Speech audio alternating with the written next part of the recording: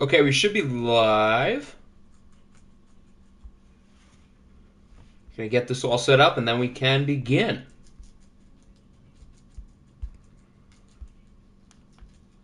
Audio sounds good.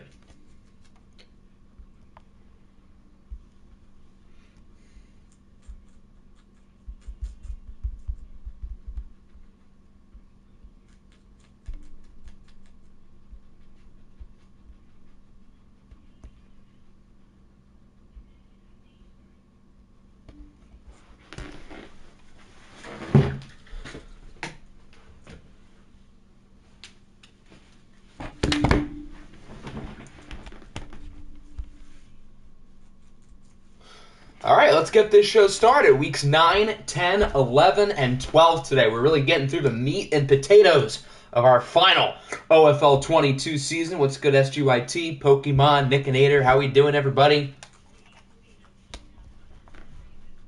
So as it stands now, we're leading games. We have 3 games with 8 votes. And we're watching Echo. No, I have one controller in. There's no echo. Got me for a second, but I haven't put the other controller in yet. But, oh, now there's a game with 9 votes. Okay, so we have 1 game with 9 and 3 with 8. The game with 9 is the Pioneers and the 49ers, which is in week 9 this week, so we're going to watch that. And then the 3-way tie we have between the Shamrocks and Aviators. Oh, now there's 2 more games with 9. Okay, now the votes are changing all right in front of me. So now there's a 3-way tie with 9 votes, because apparently either I'm blind or the votes are changing super quickly. So the Pioneers and 49ers in week 9 has 9. The Pioneers and Browns in week 11 has 9. And the Shamrocks and Browns in week 12 has 9. So there's 2 Pioneers games, and there's 2 Browns games. So I guess we're probably going to watch one of those 2 teams twice. And we may even watch them play against each other. So, for the game that you don't want to see of the 3, if it's Shamrocks and Browns has 8. Oh, no, that's 8. I'm blind. Disregard that. The Aviators and Tigers has 9.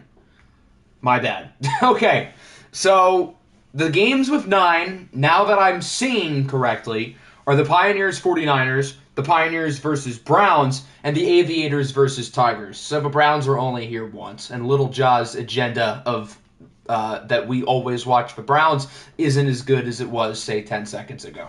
Okay, so vote for the game that you do not want to watch of the group. If you do not want to watch Pioneers versus 49ers, type in Lap Dance Lance. If you don't want to watch Pioneers versus Browns, type in I Hate Fun. If you don't want to watch Aviators versus Tigers, type in Dicky Cock Launcher.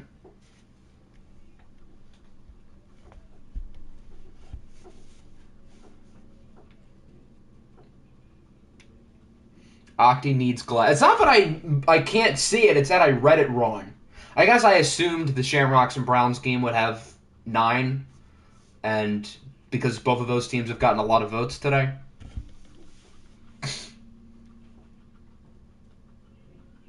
I see 1 vote for I Hate Fun. I see 1 vote for Dicky. And the losing game will be simcasted, keep in mind. Does anybody else have a vote?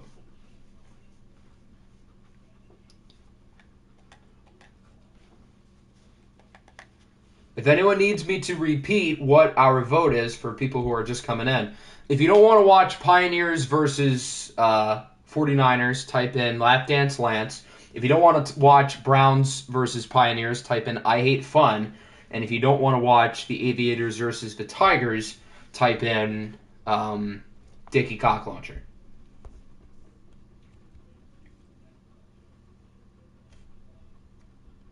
Two votes for. Did I miss it? Oh, yeah, I see it. Okay, so that's 2 votes for simcasting the Wizards and or the Aviators and the Tigers. What are we voted on? I said it twice, so go back. I'm not going to say it a third time. Another vote for Dicky. Another vote for I Hate Fun. So that's 3 votes for the Aviators and Tigers and 2 votes for the Browns and Pioneers. And then the Niners and Pioneers has none. I just said it 30 seconds ago, so it's not that far away. And I said it twice.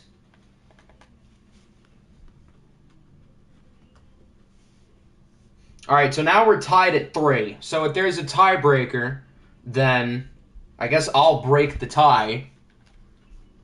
And I do not, in fact, hate fun. So Dickie Cocklauncher now has 4 votes. I guess we can figure it out as we go through weeks 9 and 10 first, because both of those are the last 2 weeks of the day. Siri, give me a whole number between 1 and 2. 1. Who's on the road? The Pioneers are on the road, so we will user them.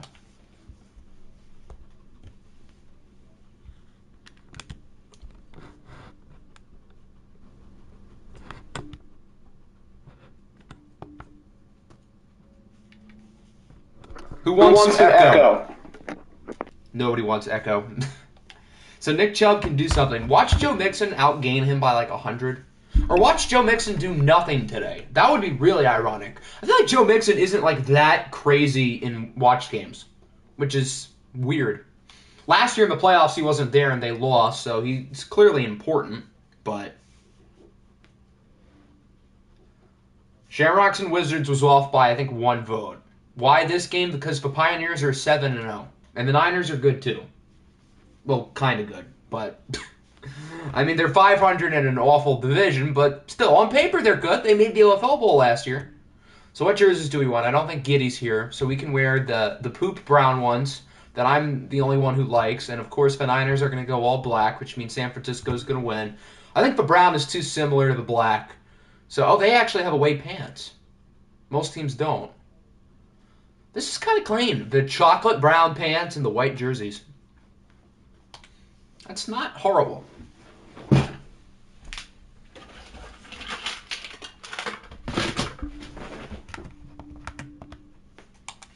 Okay, there we go.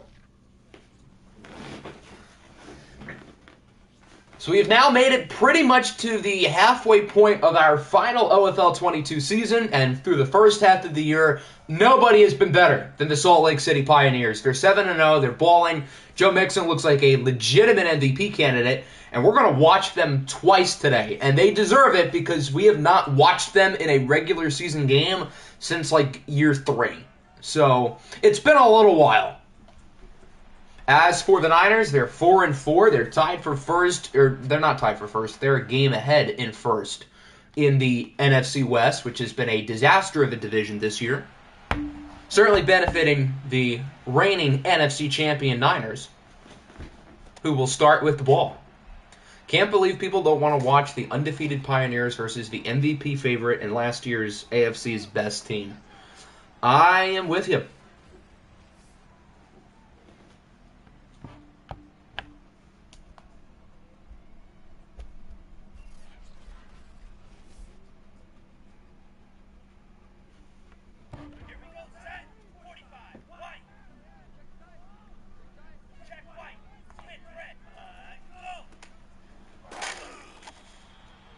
They're giving it to Chubb early. It seems like he's either really good or really mid in watch games, and there's like no in-between. Pioneers will cruise past. I wouldn't be so confident. The Niners have been better in watched over the past season, and Salt Lake City's a team who underperforms, I feel like, in watch games. I think they're better in the sim. So today's going to be a big test for the Pioneers. There's a real shot they lose 2 or 3 games today because their schedule is tough and they're not the best in watched. Because we voted for this game. Yeah, and when we did the tiebreaker vote, nobody voted to not watch this game. So this was the most popular game of the day, technically. The tiebreaker was between the other 2 games because this one got no votes to not be watched. That's a pretty good throw by lap dance Trey Lance into the hands of which white receiver? That's John Vincent.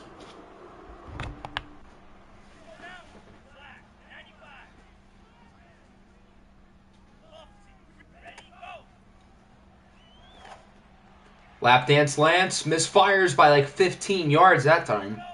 Eek. MVP is Russell Wilson. MVP doesn't miss throws by 15 yards.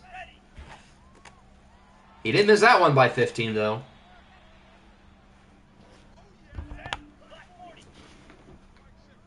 Russ would have made that. I mean, to be fair, the receiver was covered like really well. So I guess that's another reason why Trey Lance shouldn't have thrown it. But Lance is going to run with it here on 3rd and 9. That's a good play. That's an MVP-esque play to scramble for the first down.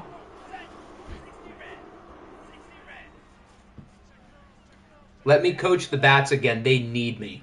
I mean, to be fair, at this point, since trading's done, there aren't really many moves people can make. Nice play. Who's won? Khalil Lawrence has won, I think. On the jet sweep. The Browns better be taking notes on that one. Since like half their plays are jet sweeps.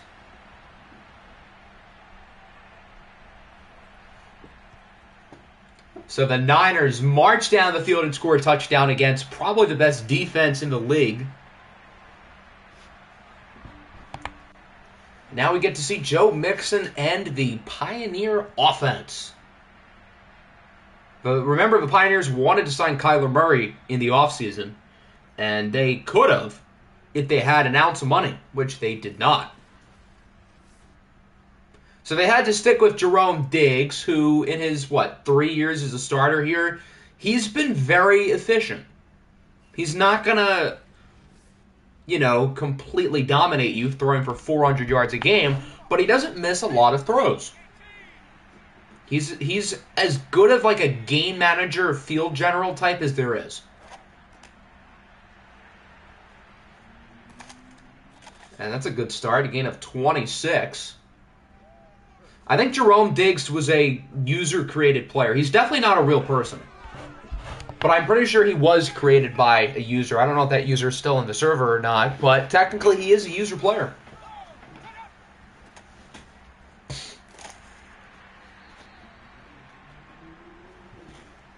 Here's Joe Mixon.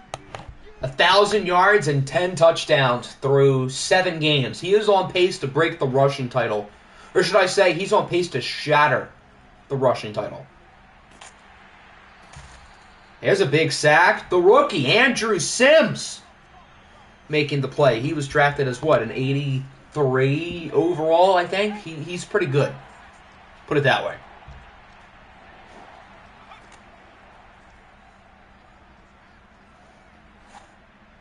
Then on 3rd down, he just goes short. Good start for the Niners. Joe Mixon does kind of remind me of OFL 20 Todd Gurley. That's a good comparison. Both teams had good teams, but they made their teams great. But their teams also never got over the hump. What a punt! What dev is Sims? I honestly don't know. So, I guess it could be anything.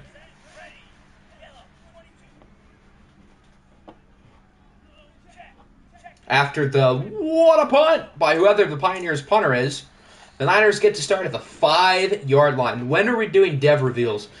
I don't know. We'll see.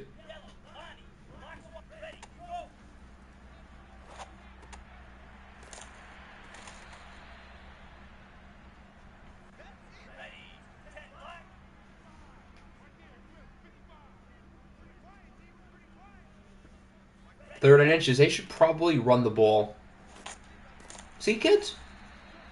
I know a thing or two about ball.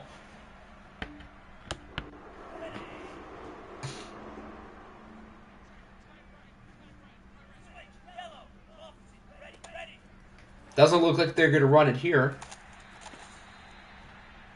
The Niners' offense has been very efficient so far. Olu Fashamu is returning to Penn State. Why is he doing that?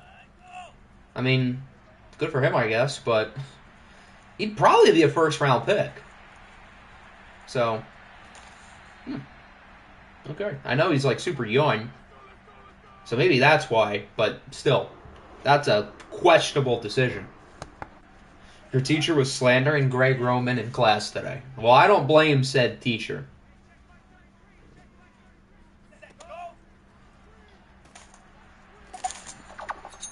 DeMarcus Lawrence and friends with the sack. Lapdance Lance is basically Jalen Hurts last night. That's pretty accurate so far.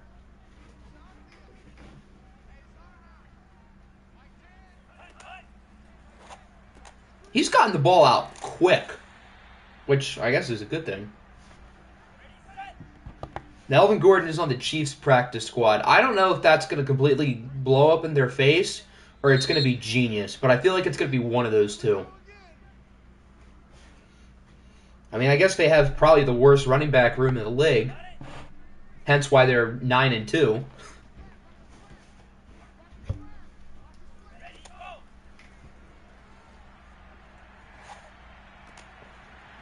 He tried to throw it to two of his players. That pass was so good, there were two guys who could have caught it.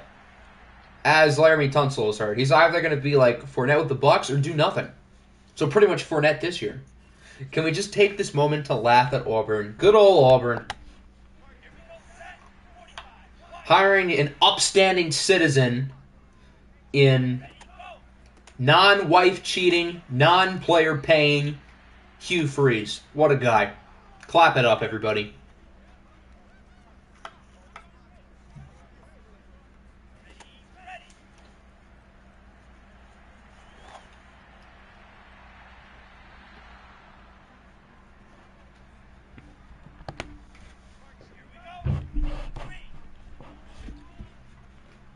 Third and 9 for the Niners. They are in field goal range, but if they can make it 14-0, that would be a big deal. I don't think they're going to make it 14-0. Nope. Actually, lost the yard. That's Snell. I think he's a rookie. Next, Auburn is going to hire Bobby Petrino. Might as well just hire all of the infamous, scandalous coaches. Maybe there's a spot for Art Briles on the staff.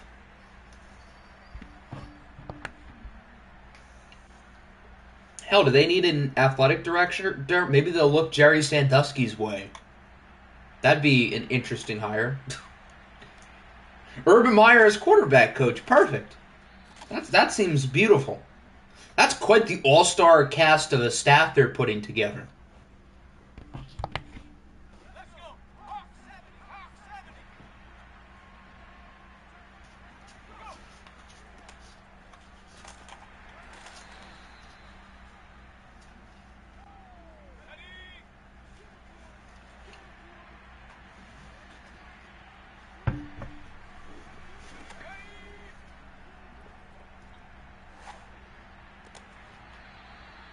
Auburn weren't. They want terrible people who are also terrible coaches. Well, to be fair, Urban Meyer was pretty terrible in the NFL.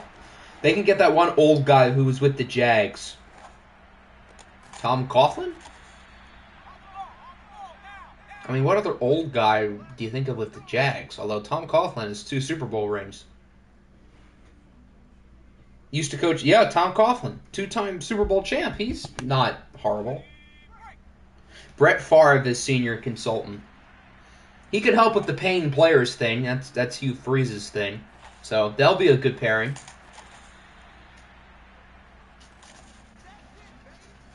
Matt Patricia is the defensive coordinator. Happy 2-year anniversary of Matt Patricia and Bob Quinn getting fired, everybody. It's crazy. It's been 2 whole years since the bad man has been gone. Joe Mixon looks like the bad man running the ball on that play to the 35. When Tom Coughlin was director of operations of the Jags, had to tell free agents not to go there. Well, I guess that is pretty bad, but he was a good coach for a while. But yeah, that is pretty bad.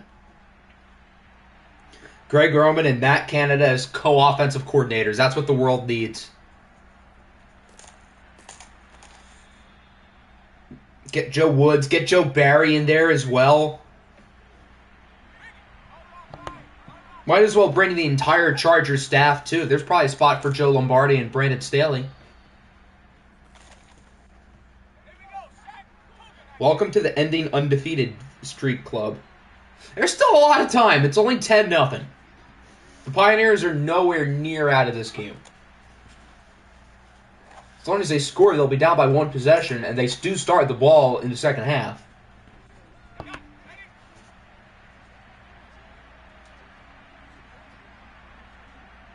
Brandon Staley timed that. Oh, they need Nathaniel Hackett to do that. And then team chef can be Russell Wilson. Jeremy Pruitt as the recruiting coordinator. Yes, that might be an illegal touching. Which, if it is an illegal touching, then I guess they're paying an homage to the Michigan State staff. Yep, there you go, on Joe Mixon. Wouldn't be the first time he's illegally touched somebody. Well, I guess his wasn't really a touch. His was more of a punch, but point remains.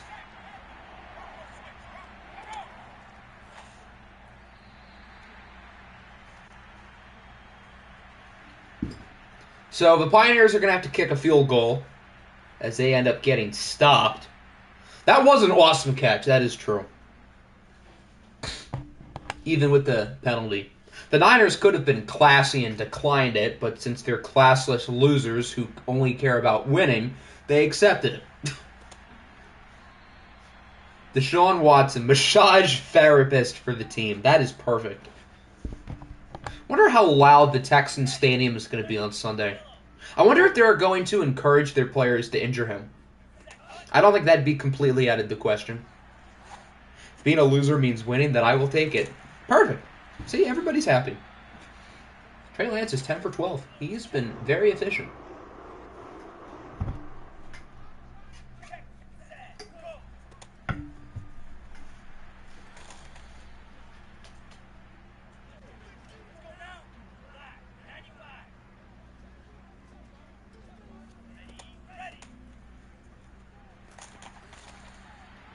There's a good run for Mr. Chubb.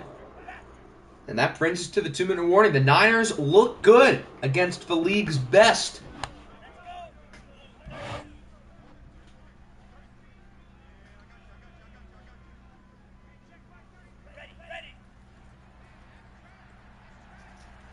Can they keep it going, adding some more points? Look at that wide open man, but Trey Lance misses the throw.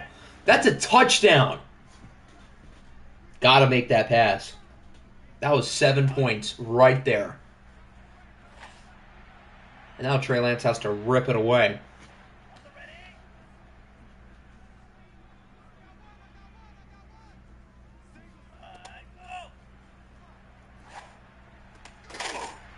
He does complete the pass on third down. Colt Riggs. Chris Godwin's real name isn't... What?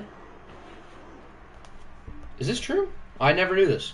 I thought only quarterbacks were supposed to have weird names. I feel like half the quarterbacks in the NFL, they go by names that are not their normal names. Chris Godwin's real name is Rod. I feel like I remember seeing this now. Rod Godwin sounds kind of fire. Rod God. That's such a perfect nickname. Why did he just stick with that? Rod God is like the coolest nickname ever.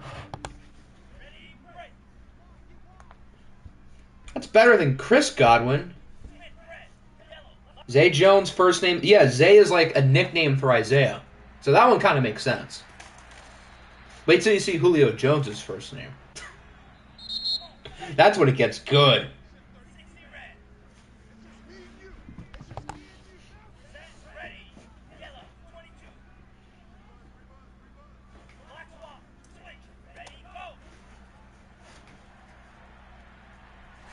Third and 4. He might have been past the line of scrimmage. T. Higgins' first name is Tor Maurice. Huh. I didn't know that. I mean, T does sound like more of a nickname than a full name, but I definitely never knew that one.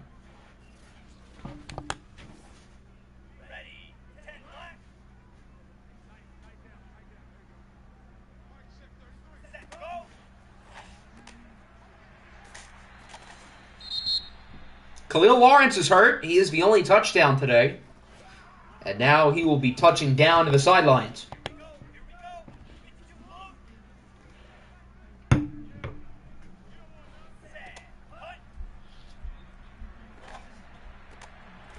But the Niners get the touchdown anyway. Who is that in the back of the end zone? 24, Nick Chubb. They're going to review it. It looked like he was in. But we'll get a closer look. Oh, yeah, that's a touchdown, folks. Yeah, he's good. So Joe Mixon gets his touchdown called back on the last drive. Will Nick Chubb have the same fate? He shouldn't. And he will not. It is a touchdown. and it is now 17-3. I thought there was a real chance the Niners would win today, but I did not think they would be blowing out the Pioneers. Do you know Jimmy G's real name is the handsome God Jimmy Jesus? That sounds about right.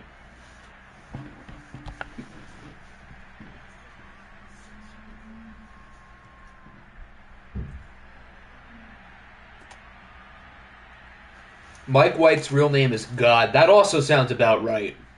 Or in his case, that sounds about white.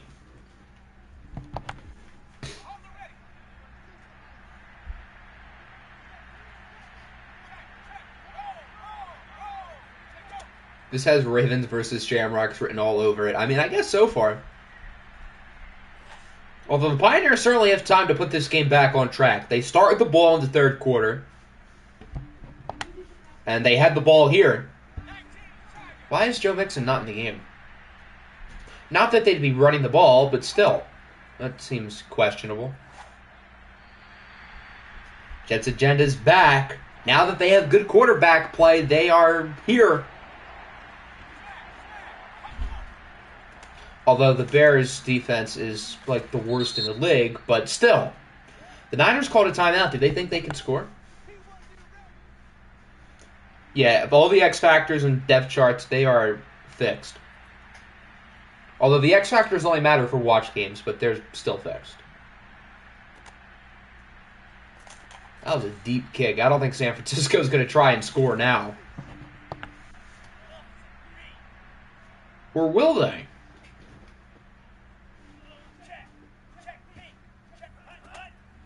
No, they won't. Good run, though, but they don't have any timeout, so it doesn't really matter. And so that'll wrap up the first half. A one-sided start in San Francisco. The Niners are dominating so far against the Pioneers as it is 17-3. Ouch.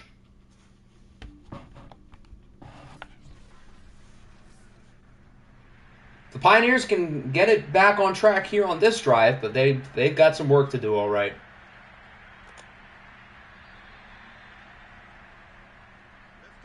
AJ Green's first name is Adriel. Adriel Jeremiah Green, I think, is his name. I guess that's where the AJ probably comes from. People think that the Cowboys are better than the Eagles because Dak is back. Who thinks Dallas is better than the Eagles? I mean, I think Dallas is really good. I think Dallas is my Super Bowl pick as of now, but that doesn't mean they're better than the Eagles. Being my Super Bowl pick doesn't mean you're the best team. The Rams and the Bengals were both 4 seeds last year, so it's not like they were the best teams.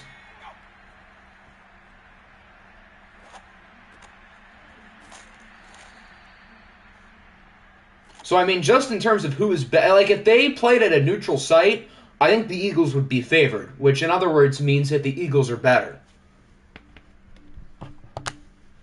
Buda Baker should be Bashard. Buda Baker's fire, though. I mean, Bashard Baker's pretty fire, too. But Buda Baker's as cool as it gets. What is good candy? Welcome in.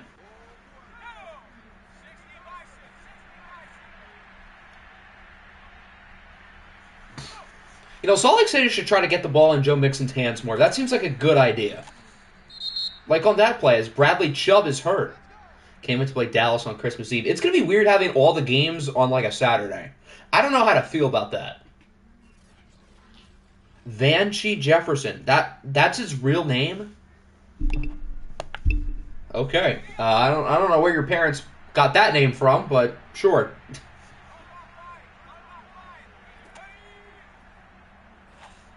This is a Salt Lake City team. They're 7-0. They're the best team in the league, although they don't look like the best team in the league right now, but they're the only undefeated team here.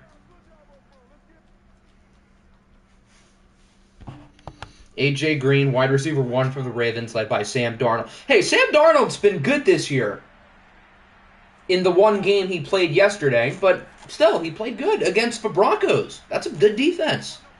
I mean, even if, like, their offense blows, their defense is good. Is Sam Darnold here? Has he arrived? The Panthers don't need to draft a quarterback. They've got Mr. Seeing Ghosts.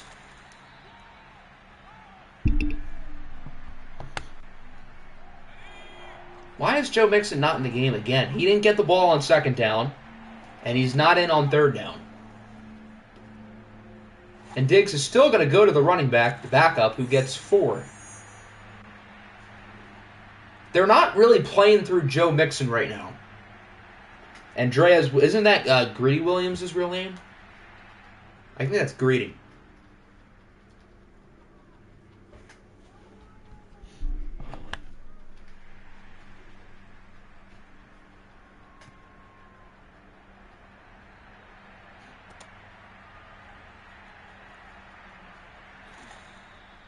So the Niners are up by 11 with the ball.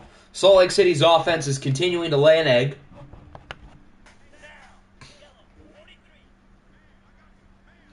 The beauty of watch games is any team can look like garbage. Even the Pioneers. How good are the Niners? So far this year, they've been pretty average. But in general, I would say they're above average. They made the championship game last year. Although their record isn't great, they're 4-4 and they play in a bad division. But on paper, they're good. So this isn't like a horrible loss for the Pioneers, especially considering they're 7-0. They'll be fine. But if this does hold up, this is a big-time win for San Francisco. We have a news. What type of news? Good news? Bad news? Nick Chubb was shown going to the locker... Oh, I didn't even notice that. Wait, what? Nick Chubb was shown going to the locker room, but he's back in the game? When was Chubb going to the locker room? I don't remember that. Huh. I know in Madden 23 that was fixed, but... Yeah, he's in the game. When did he go to the locker room? I didn't notice this. What play? Was it earlier in the drive? Or was it before that? No, that was Bradley Chubb who went into the locker room, not Nick Chubb. Is that what you were thinking? Bradley Chubb is the one who got hurt. Nick Chubb's been fine the whole game. That's probably why you got confused. Yeah, Nick Chubb was fine. Thoughts on the Jose Abreu contract? That's a lot of money, but when you're a team like the Astros who's going all in and knows how to develop talent like it's nothing, then I don't really see too much of the problem with it. It could backfire, but Abreu's probably got a couple years left in the tank. And it doesn't hurt to make a World Series lineup, better. John Franklin Myers with the sack. He didn't lose any yards, but it is still a sack.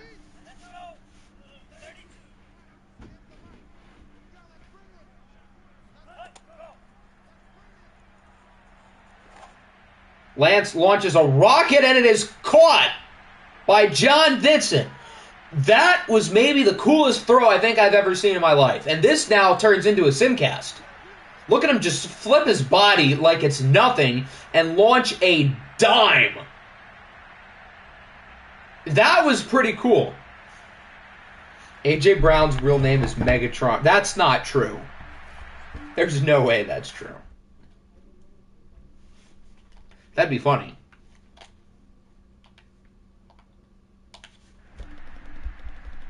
What is this for? Oh, his name is Arthur. That's right. Arthur Brown. What a guy.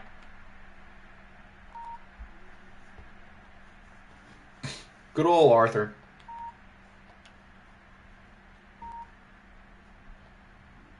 Where do I think Justin Verlander's going? I hope I'm wrong, but I could see him on the Dodgers. 4th and 8? Oh, they kick. Oh, whoa. What happened? Did they turn the ball over? Kyle Hamilton interception. They're down by 1 score. Naming my kid Megatron and having him play receiver. That's what A.J. Brown's parents should have done.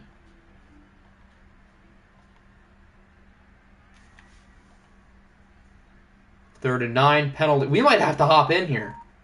Missed field goal? Yeah, we got to hop in. The Niners are falling apart.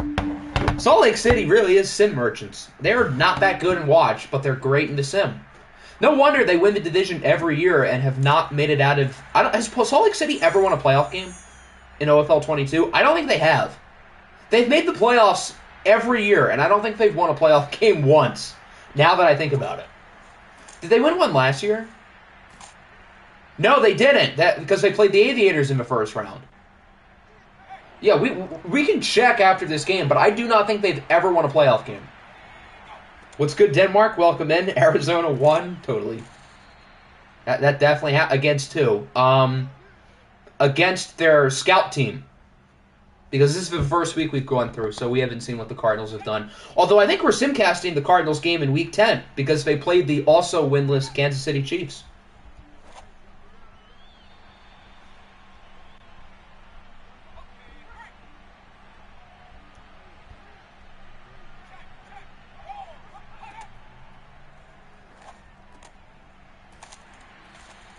Oh, the Chiefs game is tied with the Bisons and Wizards. I feel like we have to simcast the Chiefs and Cardinals game anyway, just for the lulz.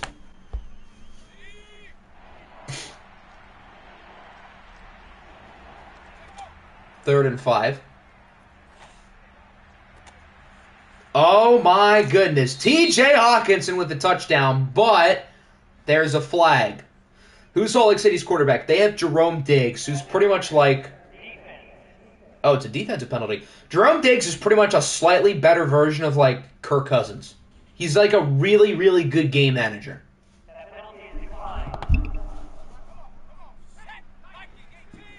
Arizona won against Bishop Sycamore. The Pioneers can now tie it with a 2-point conversion. And Jerome Diggs misfires. He had Hawkinson wide open.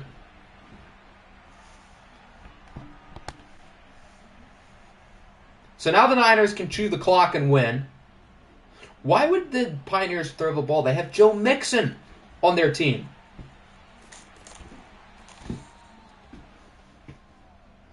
I almost trust the Niners to throw the ball more than run it. So the 2-point miss might honestly not be that good of a thing for San Francisco. Because Trey Lance has been really good today. And I just don't trust running the ball in watch games like consistently for a drive. Even with Nick Chubb. Glorified Jeff Sims. Let's not get that crazy. That should have been intercepted. That was close.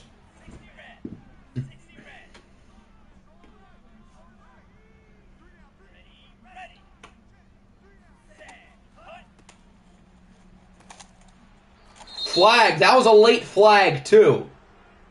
I think it's still going to be a hold, though. Yeah. You could make the rationale that they could decline it. They don't. Okay, that's fair. 2nd and 20.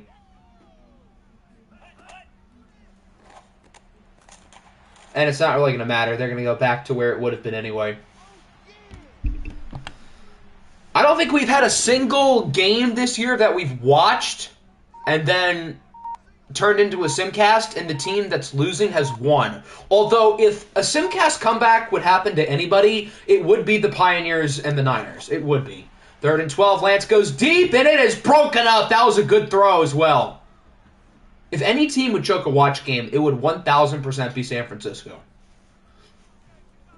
Against the sim merchants themselves in the Pioneers. So now all they need is a field goal to win the game, or at least take the lead. No, you broke the curse, but if you lose this game, the curse is back. San Francisco's got to lose for the curse to return, but if they do, and that's not going to help, TJ Hawkinson of a 45. And just a reminder who's kicking field goals for the Pioneers. They have a guy named Justin Tucker on their team. So they need to they might be chewing clock already. They should chew clock because they have Justin Tucker on their team. They have no reason to rush. Just give it to TJ Hawkinson if nobody's going to cover him. Is the Niners watch game curse back? I think the curse might be back. There's still a lot of time, though. The Niners will get the ball back, most likely. I have an idea here.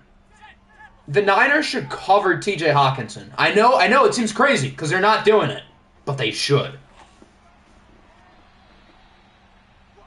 They need to run the ball. Get the ball to Joe Mixon for crying out loud. He's maybe the best player in the entire league. Give him the ball. Now they're going to start chewing clock. Ooh, they have to call a timeout. Trayvon Parks, one of their receivers, is hurt. They should be running the ball now. And the Niners should be calling their timeouts. The Niners should probably let them score. Joe Mixon is in for a touchdown. The San Francisco 49ers were up by 18 points. We turned the game into a simcast, and they blew it. Now, they still have a lot of time. The game's not over. They have a minute and a half and 3 timeouts. Why is Salt Lake City not going for 2? I feel like they should. What is it Joe Mixon says for Pioneers offensive coordinator for a majority of the drive? The Niners could absolutely still win this game. They have more than enough time to score. They have all 3 timeouts in their back pocket. There's no excuse for them not to score. And their passing game's been really good today. They just can't turn it over, and they can't mess up the clock, which, with Madden, you never know.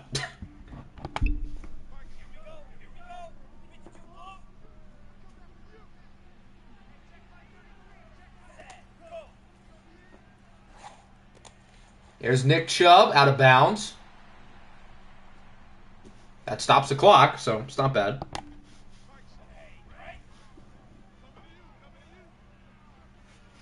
Yeah, the Ravens almost came back into Simcast 2 against the Shamrocks. You're right.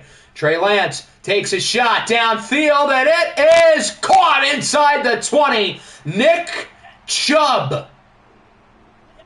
Wow, that was a nice catch. Now in the red zone, they still had 3 timeouts. And it is caught for a touchdown. That's Nick Chubb again. Nick Chubb is pretty good at this football thing, isn't he? 2 receiving touchdowns on the day. And now the Niners are probably going to go for 2.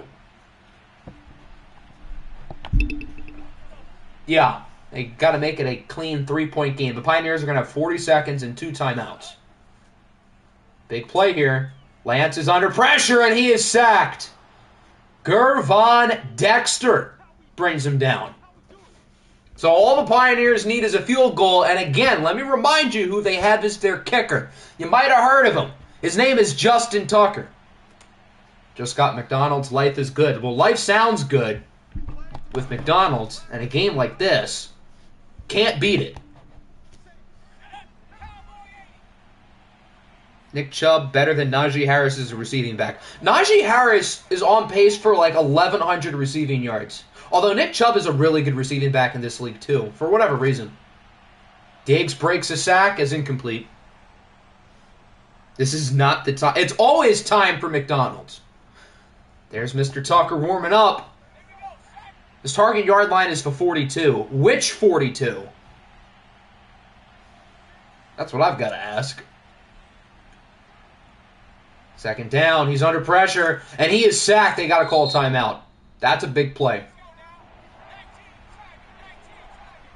So now it's 3rd and 23. They only have 1 timeout. That is a huge sack. Diggs lets it rip downfield, but it is incomplete. So they're just probably going to take a shot downfield, right? Hope they get in field goal range, call a timeout, and kick. I mean, they might as well just run a Hail Mary pretty much.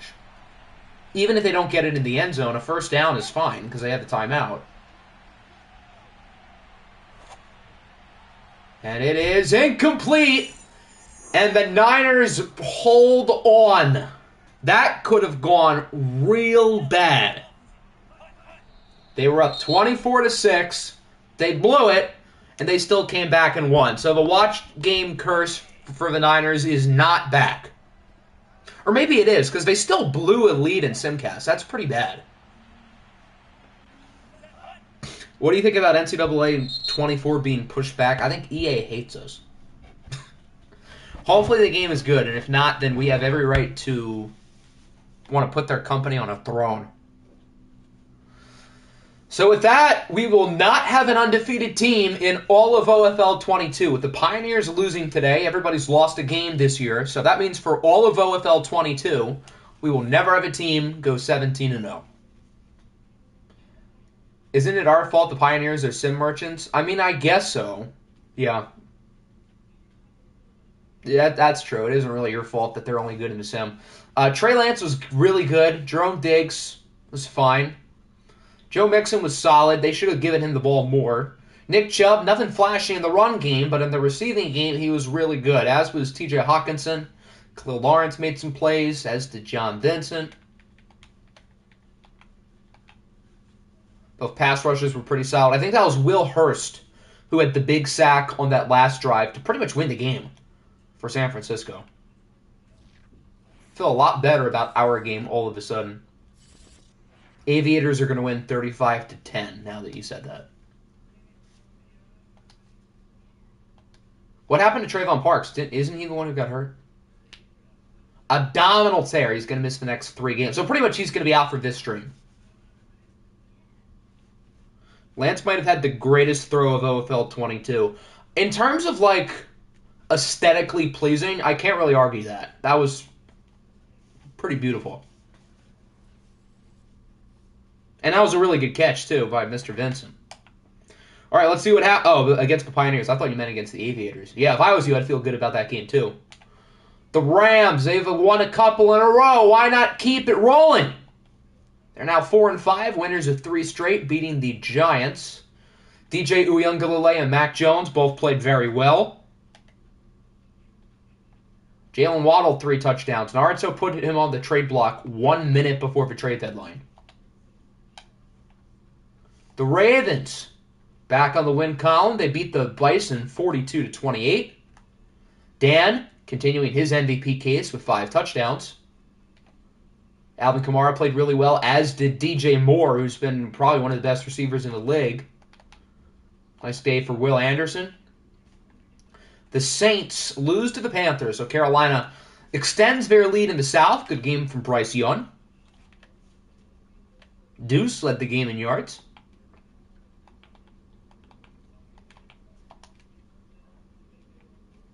The Seahawks lose to the surprisingly not horrible Patriots.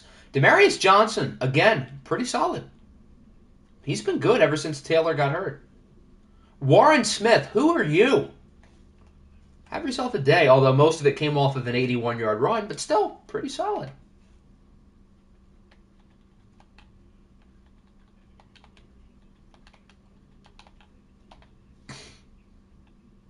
The Shamrocks beat the Wizards. Dublin is now 7-2. Do the Chiefs or Cardinals win today? I think we're going to see an asteroid. That's my guess, and nobody wins.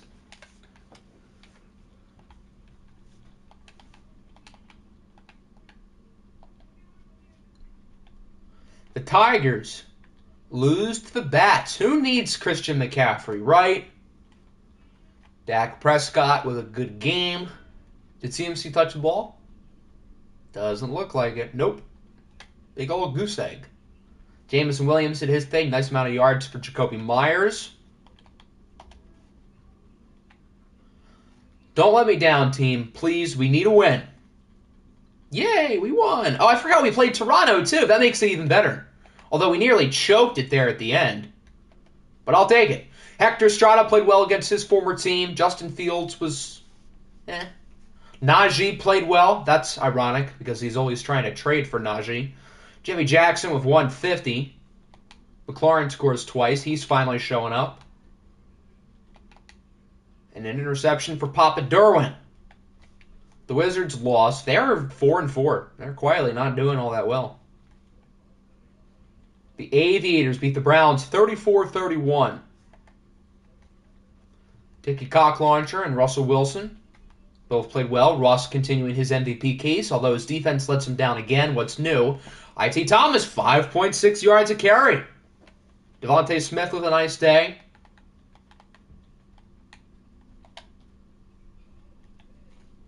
The Bats won. The Bears had a bye week. The Beats had a bye week. The Bison lost. The Black Knights lose to the Jaguars. So London's hot start looks like it was more of a fluke. The Jaguars outscored them 28-3 in the second half. Noah Syverson, 3 touchdowns. Derrick Henry, back to normal Derrick Henry. Jahan Dotson and Mike Gesicki doing their things. Couple of Penn Staters. 3 sacks for Shaq Burke. The Broncos Had a bye week. The Browns, we already saw that they lost. The Bucs lose again, this time to the Lions. Shane Arsenio was solid. Tatum Parrish, not so much. How did we massacre the Jags? I guess because you guys are good.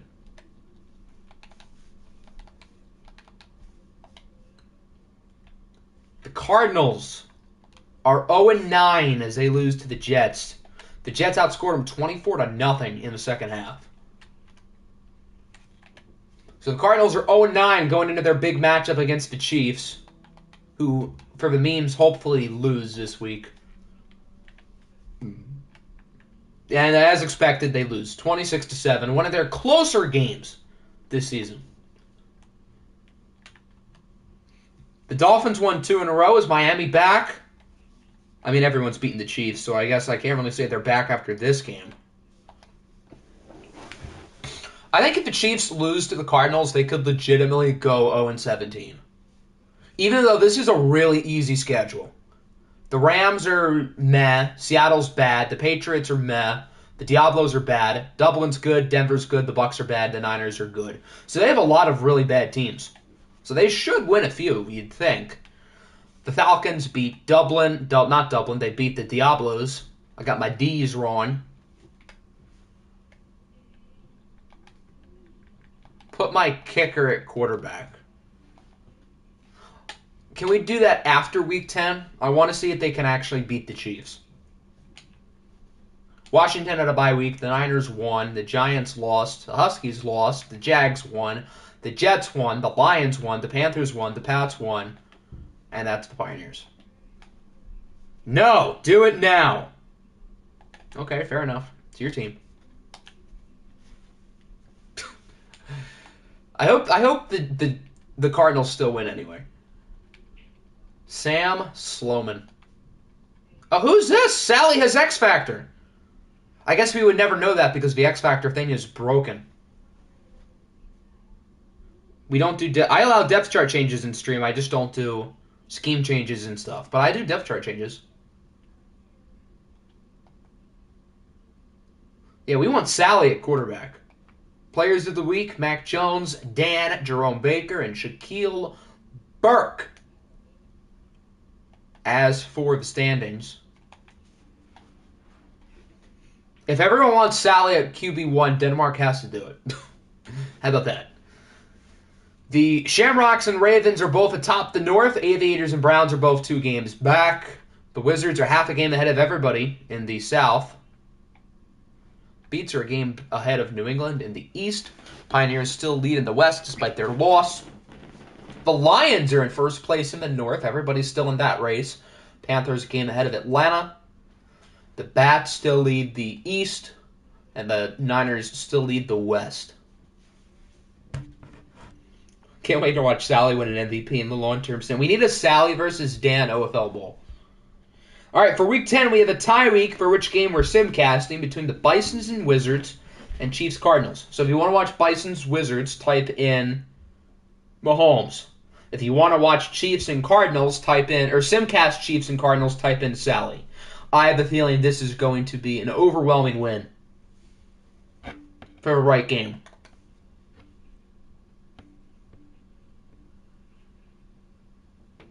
Mahomes, Wizards, Chiefs, Cardinals, Sally. Okay, good. You guys know what's up. Sally. 5-2 in favor of Sally. Thank goodness. We want to watch the Tank Bowl. The 0-8 Kansas City Chiefs were probably the worst OFL team I've ever seen in my life against the 0-9 Sam Sloman-led Cardinals.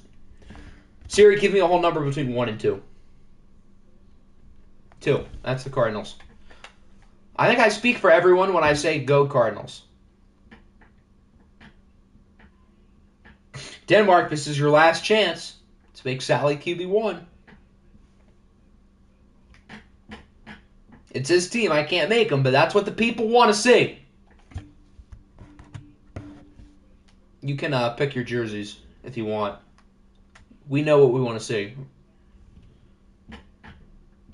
The greatest game. Okay, how about this?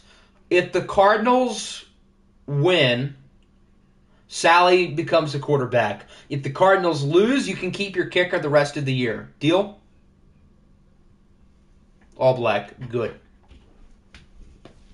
Over under 10. With how the Chiefs have played, I'm smashing the under. The Chiefs defense does not allow a lot of points. They've scored over 10 like twice.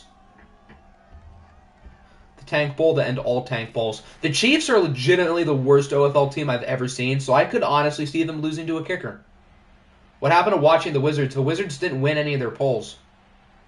The Cardinals' offense is looking kind of good. How is Sam Sloman doing after one quarter? He's 7 for 9. The Chiefs are going to lose this game. They're going to lose this game. No, we want to go to the next quarter. What are we doing? Come on, Cardinals. Keep it moving. The Chiefs had a field goal right before halftime. Now the Cardinals' offense is playing like booty. Oh, dear. Come on, Cardinals. Oh, no. Oh, no. They had a field goal. It's not looking good here for Arizona because Denmark hates fun. Yeah, it's over. The Kansas City Chiefs are going to win a football game. 19-7. I did not think the Chiefs were going to win a single game this year, but here we are. They've done it. Sam Sloman was actually kind of good, though. 21 for 30. He threw the ball pretty well.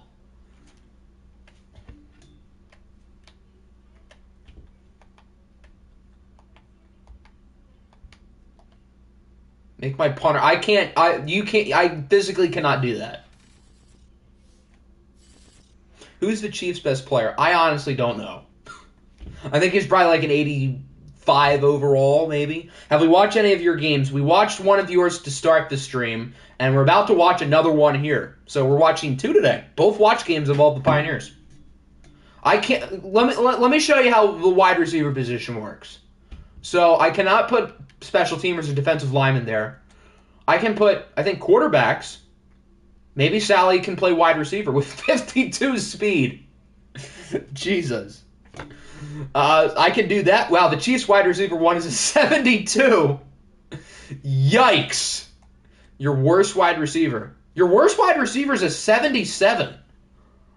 Huh. We can put Sally there instead. Your worst wide receiver is better than anybody the Chiefs have. Or we could just put Matt Corral at wide receiver. How about that?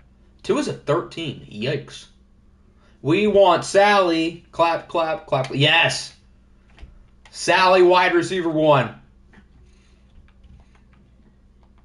This is going to be beautiful the rest of the year.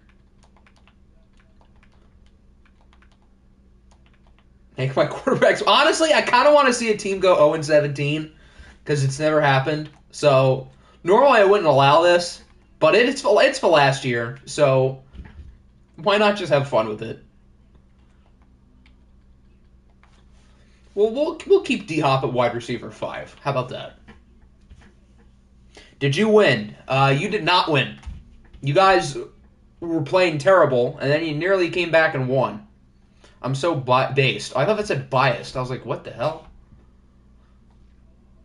Tell Giddy how his game went. So, for a longer synopsis, the Niners were up 24-6.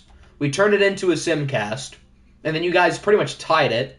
And then when we hopped back in, you took the lead, and you guys did not hold on. You guys lost 30-29. Oh, the Chiefs, we know they won. The Diablos won. That's rare. Mutterland McWidget, 3 touchdowns.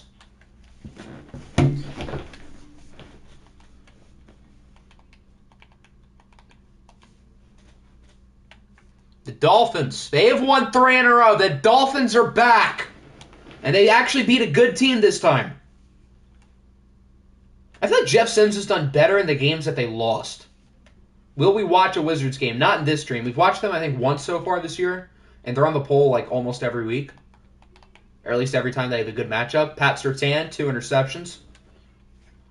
The Giants finally win again. What if the Cardinals win out? Then That'll be the meme of the year. Although I think for the meme of the year this year, we're going to put all the best memes from all of OFL 22. Like maybe the meme of the year each season. And then pick a couple from this year. I don't know. I want to do something different for meme of the year since it's the last year. Gotta go driving, so don't spoil my game. Everyone flood his DMs after the game. The Browns beat the football team 38-17. Like this video for good luck for Ohio State. I mean, sure, like it. It helps me, so sure. 6 years? Oh, boy. What happened to IT? Oh, no. Is he hurt? No wonder why they won. IT is hurt. No! That actually doesn't... That's actually bad news for them for the watch game. But now we get to see Fatty, Leonard Fournette. It's like a blast from the past. The Niners beat the Seahawks. Panthers Shamrocks should be close because of more playoff experience. The Pioneers have a lot of playoff experience. They have a lot of playoff experience in losing playoff games, but they've made it every year. So, Nick Chubb, wide receiver 1 again. Maybe he is a better receiving back than Najee Harris. The Giants won. The Huskies beat the Bears. Chicago Bears, what happened? How do you lose to the Toronto Huskies? Carson Strong got sacked 6 times. That's how it happened.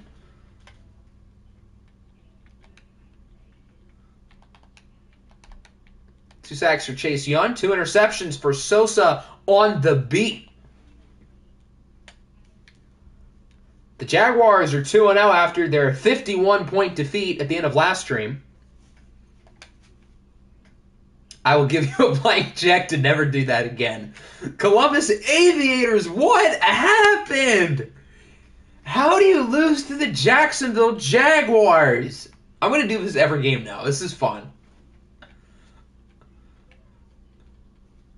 Austin Bats, what happened? Well, I can tell you what happened. This happened. Julian Barnerific with 123. Arizona Cardinals, what happened? How'd you put your kicker at quarterback? This is gold. Oh, we beat the Panthers? Huh, okay. That's a surprise. Since it's my team, I'm obligated to do this. Carolina Panthers, what happened? Okay, I'll stop. How do you lose to the Minnesota Vikings? That's how. Jadeveon Clowney with 3 sacks. Clowney has like 5 sacks this year, and they've all come in like 2 games. I don't know why, but I'll take it. Good win. The Beats beat New England. Hector has been mid, I'll admit, but we're winning games. We're like, what, 5-1 since the first stream, I think? Do it every time I lose. So what, that's 4 times a stream pretty much? Wow, Alex Morton, hello. That's more than he had his entire time as a 49er. Volume is off, so if Octi says something stupid, put it in chat. Okay, I'll say something stupid. Salt Lake City Pioneers, what happened? Are they frauds? Maybe they're not sim merchants. They had 0 points going into the 4th quarter. Through 2 weeks today, the Chiefs have more wins than the Pioneers. That's a little bit concerning. And now the Broncos are in first place because of the head-to-head tiebreaker. Have they played against each other already this year? They did. Okay, so they split. So they don't have the tiebreaker. Rams had a bye week. Ravens had a bye week. Saints, wow, London has been awful lately. What happened to them? Seriously, what happened to them? Justin Herbert got hurt, it looks like. So Alex Moore had to come in and play, and he was pretty meh. Broncos country. Let's ride. Denver's 7-2. They're good. Oh, we saw that. Shamrocks had a bye week. Tigers 12. Tigers have quietly been kind of mid. I thought they were going to do good this year with Jax leaving, but I guess not. So maybe they do need Jax. The Wizards beat the Bison 31-28. Good win for Mahomes and the fellas. Jerry Wilkinson's really good. Who needs Tyreek Hill? He's been better than Devontae Adams. That's odd. Kayvon Thibodeau continuing his Defensive Player of the Year campaign. The Aviators lost. The Bats lost. The Bears lost. Have we gone through everybody? Who did we use? We used the Cardinals. So, yeah, that's everybody. Bucks had a bye week.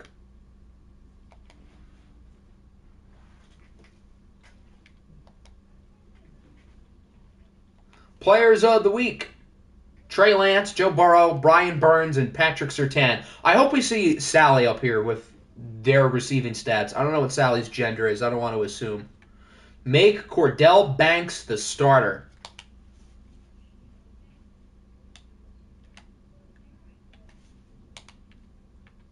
Remember Carson Strong was supposed to win MVP? That was fun. Brown on orange. Hold on. Slow your roll. We're almost there. Here are your standings. AFC North. Shamrocks and Ravens both had a bye week, so I guess it's a good week for the Browns because they are no longer in last. Wizards are still in first in the South. The Beats are still in first in the East, but look out for the Dolphins. They've won 3 in a row. Perfectly balanced, as all things should be. The Broncos and Pioneers are now tied for first in the West, and the Chiefs have won a football game, everybody. The Lions still lead the North, but look out for Minnesota. When we get to the long-term sim, you should trade a bunch of the quarterbacks. Since everything's going to be on auto, most teams are not going to have, awful QBs. Here are the Cardinals, 0-10. Sam Sloman and Sally's season. Maybe they're home merchants. Are they home today? No. That's 3 road games in a row? That's a lot. Siri, give me a whole number between 1 and 2. 2. I want to check what happened to IT first. What's the deal? Partial MCL tear. Not a long-term injury, but he will be out for this game. So let's see if the Pioneers are sim/home merchants or not.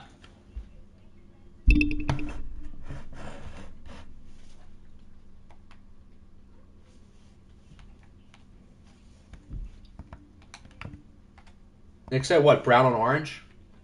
Why don't we just find the orange pants?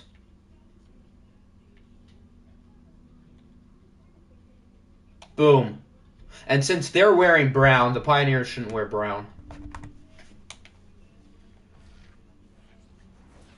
All right, here we go. We are in week 11 as the struggling Salt Lake City Pioneers, losers of 2 in a row, try to get back on track against the MVP frontrunner, Russell Wilson, and the 6-4 Cleveland Browns. The Browns are 3rd in their division. They still are on track to get a playoff spot, but in the AFC, if your name is not the Kansas City Chiefs or the Mexico City Diablos, then you're still alive in the playoff race.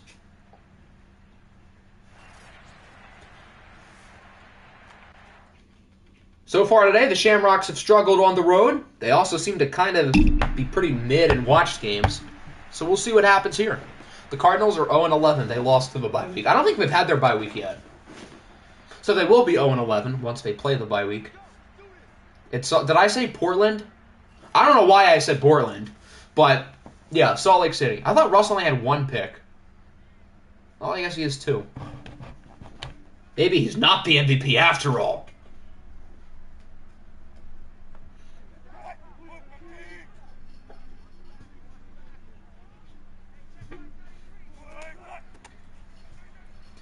Leonard Fournette is running the show today out of the backfield wearing number 15 instead of IT's 14. Way to one-up him.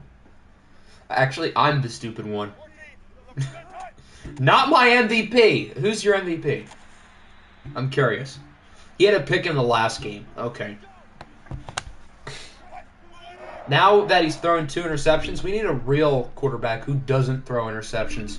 So I'm going to take my talents over to Salt Lake City, where there's a real quarterback named Jerome Diggs who doesn't throw interceptions.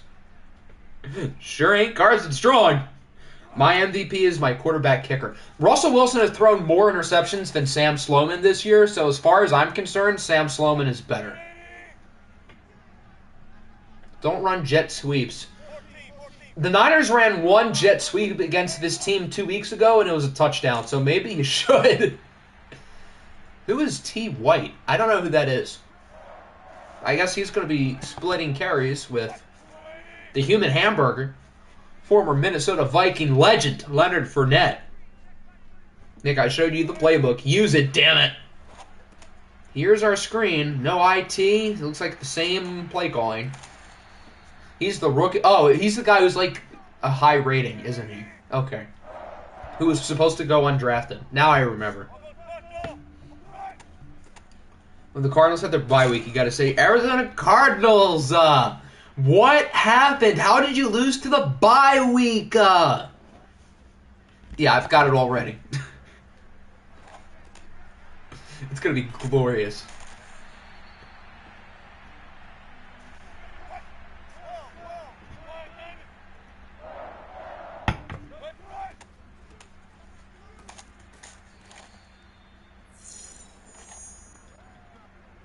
Browns are moving it well here on this first drive.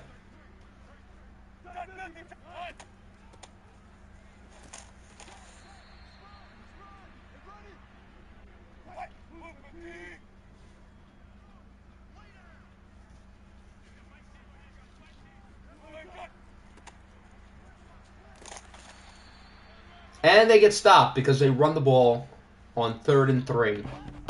I guess that's not a horrible call, but I don't know. I would have thrown it.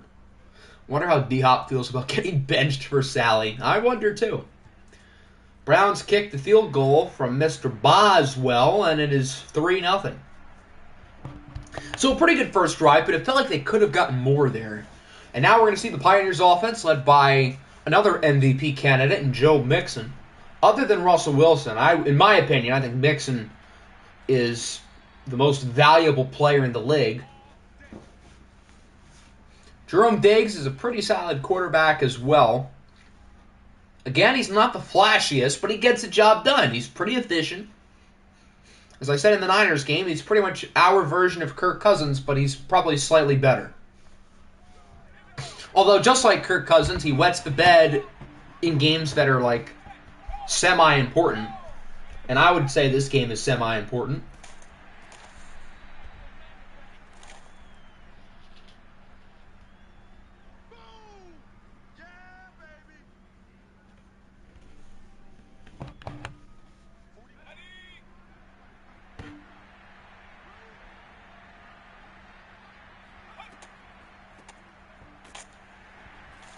There's a flag.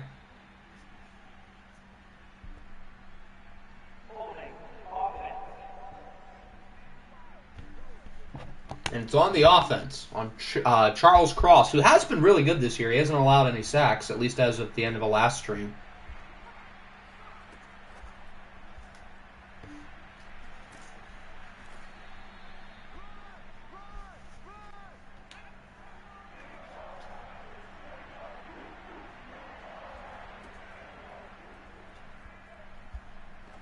Third and 6, he's mixing open, and he got it.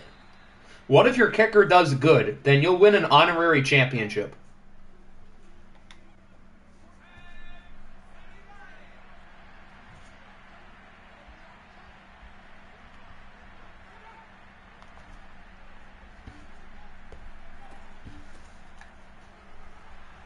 Dan is my MVP. I mean, Dan's been really good this year, too. I think this year, more than ever, we've had like 4 guys who had a case of winning it. With Dan, with Russ, with Mixon. Trey Lance probably is in the conversation. You can make the case for some other guys, too. Aaron Donald hurt his ankle again. In real life? So that means Matthew Stafford is hurt. Cooper Kupp is hurt. Aaron Donald is hurt. At least the Rams had the top 3 pick. Oh. Wait a second. No, they don't. What is the Trey? I just said Trey Lance's name. I named 4 people, and he was one of them. How is that slander? I wasn't really naming them in order. If anything, I was complimenting them.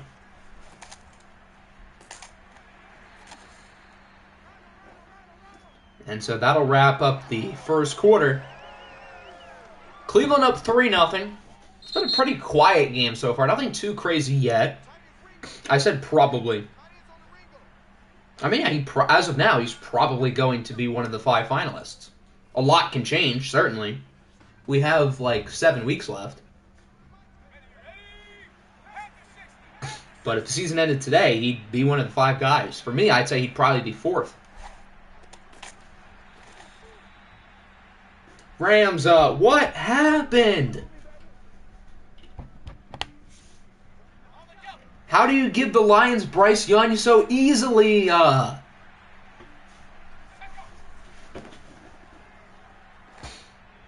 Lake City's moving it pretty well. Who is ahead besides Russ? I would say Joe Mixon and Dan. Statistically, Dan has been better than Trey Lance probably. I mean, we'll check through the stats and whatnot at the end. I think most seasons Trey Lance would be higher than 4th, but with Dan balling out, with Mixon having one of the best running backs seasons I've ever seen in this league, and then Russell Wilson being Russell Wilson, I think all 3 of those guys are probably ahead of Trey Lance. I think those 3, Dan, Mixon, and Russ, they would be the MVP in pretty much every OFL season we've had. At least this year. In OFL 22. Dan is on the same tier as Dan. I would hope so, considering they're the same person. I think Dan's only thrown 1 interception this year. I could be wrong. 3rd and goal. The Browns couldn't punch it in the red zone. Can the Pioneers do it instead? They're running a screen. Jesus Christ. Oh, it might work. No, it's not going to work. Why would they do that? I do not type good. Dan and Lance are on the same tier. I mean, I won't argue that. I guess they're on the same tier, but I'd probably give the nudge to Dan. He's thrown like 7? I thought after last stream he had 1. And I don't think he's thrown any today. Because he had the 5-touchdown game and then he had a bye week. Let me check. If he's thrown 7 interceptions, then I'm changing my answer. But I feel like he's only thrown 1. Here, I'm going to check the stats as of the end of the last episode, or last stream. he has thrown 7. Huh. Okay. Never mind. He's still probably an MVP candidate, though, but I didn't realize he's thrown 7. Maybe it was Morrison. Could Andy Morrison be an MVP candidate? I mean, his team is 7-2. He hasn't put up ridiculous numbers, but, I mean, his team's winning, and he's been efficient.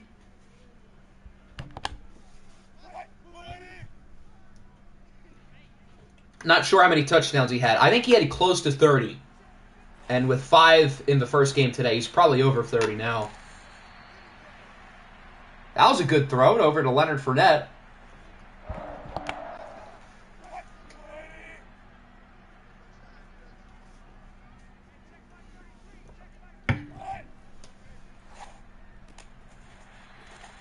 Another good throw. Yeah, Dan had 51 and 52 in the preseason sims, and he's probably going to hit those numbers here, too. Assuming he keeps this up. Letting Russ cook leads to good results. Russell Wilson so far in this game has looked like the average dominoes in play. He knows how to cook.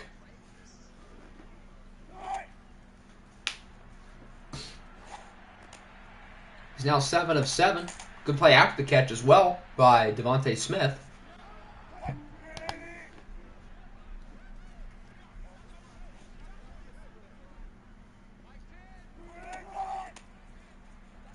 Leonard Fournette has plenty of room.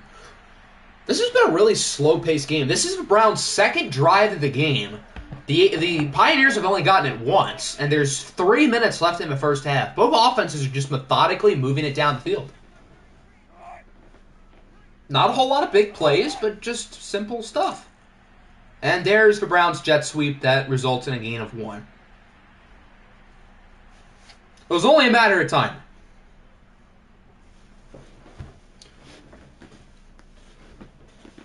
Luke Maley's just signed with the Reds. All right, we can end the season. The Reds are going to win the World Series next year. Luke Maley is going to take their lineup over the top.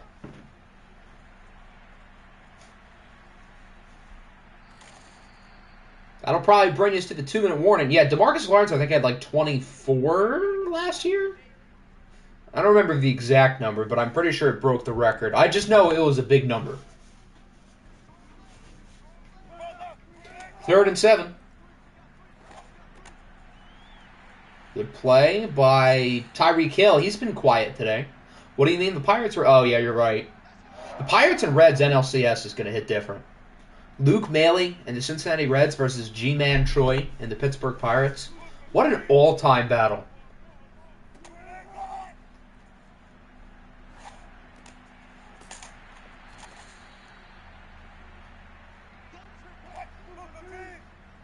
The Browns are getting close to the end zone. Can they punch it in with a minute to go in the half? Yup. Tyreek Hill, I think, with the touchdown. No, that's Jamar Chase. Wrong single-digit number.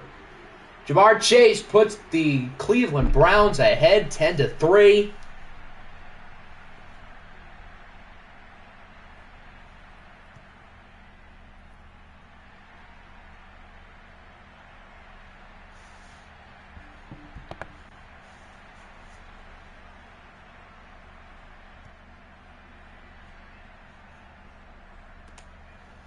And so now the Aviators will get the ball.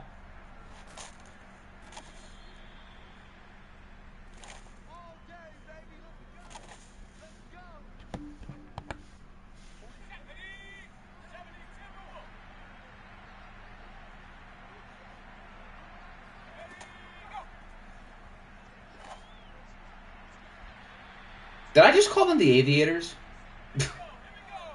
I meant the Pioneers. I'm pretty sure I just called them the Aviators by accident.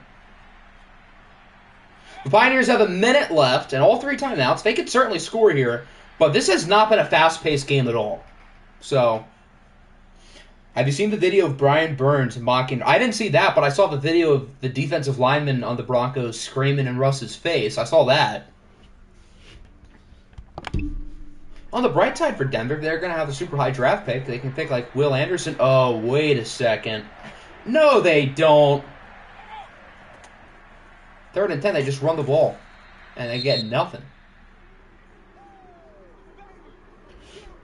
So the Browns can turn this into a big lead. Why are the Pioneers so bad in watch games?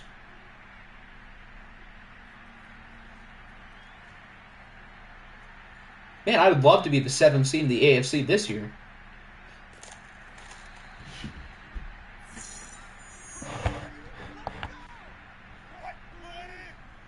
So the Browns have 2 timeouts in 44 seconds. That's not a lot of time, but when you have guys like Jamar Chase and Tyreek Hill, it's enough time to score.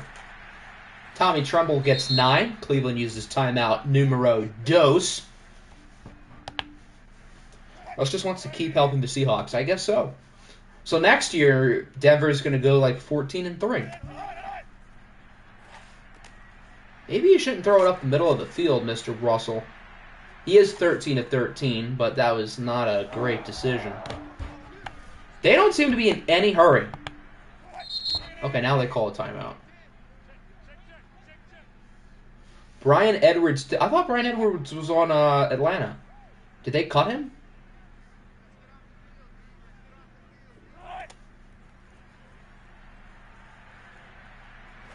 Russ, is that towards the sticks? Well, it's incomplete, so I guess it's fine.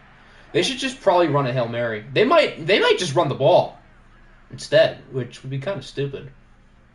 Might as well try to go deep. Yeah, I don't like this at all.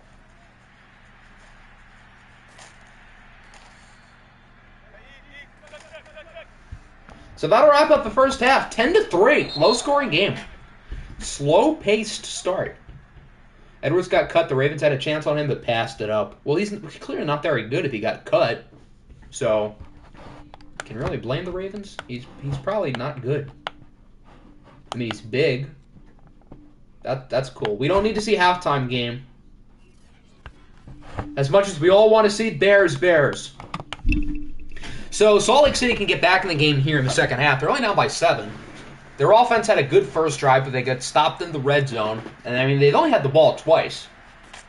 Second time was not great. How many watch games this season have we seen all the way through? Honestly, not a lot. There have been a lot of simcast games this year, which has been kind of rare. Normally, most games don't get simcasted. Unless, like, there's, like, 2 minutes left and the game is obviously over. That doesn't really count. But I feel like this year we've had so many games, like, halfway through the third quarter that are blowouts. I guess I feel like there's less parity league-wide, but even so, we usually watch two good teams. So it's not like we're watching the bad teams.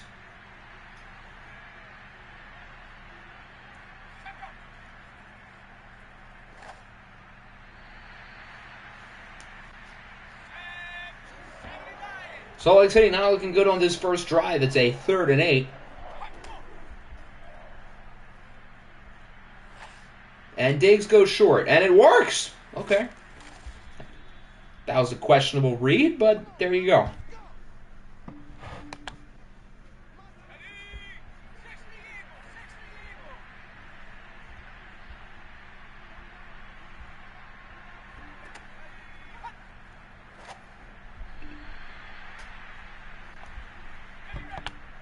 Diggs is 6 for 10, 56 yards. That's pretty mid. That's about as mid as it gets. 7 years for Fickle. That's a lot of years.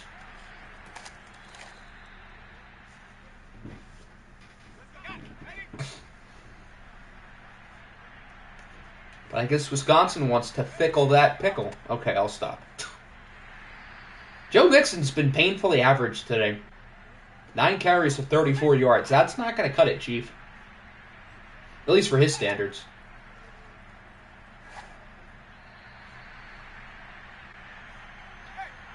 And now it's a 3rd and 8. When other teams run jet sweeps, it works. But when we run jet sweeps, it doesn't work. Yeah, exactly. That's how it works around here. Ooh, that could have been intercepted if the throw was not as good. Even so, why are you throwing it like into really good coverage and then try to throw it away on 3rd and 8? That just seems kind of stupid.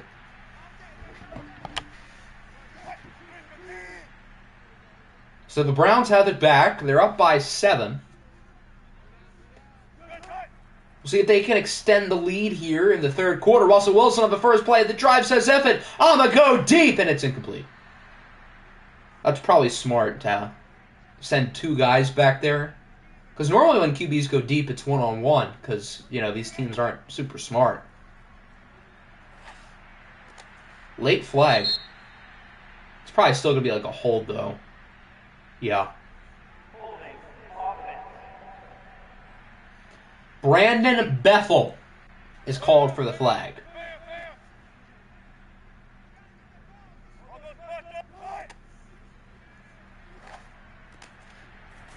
Useless hold is useless. True that. Now it's a 3rd and 14. These are supposed to be 2 of the best offenses in the league, with the 2 best offensive players in the league, and it's 10-3. And the Browns get stopped. A 3 and out. Did you throw a pick? No, you guys, your drive stalled out. Both offenses were at least scoring points early in the game. Now they're just laying a goose egg.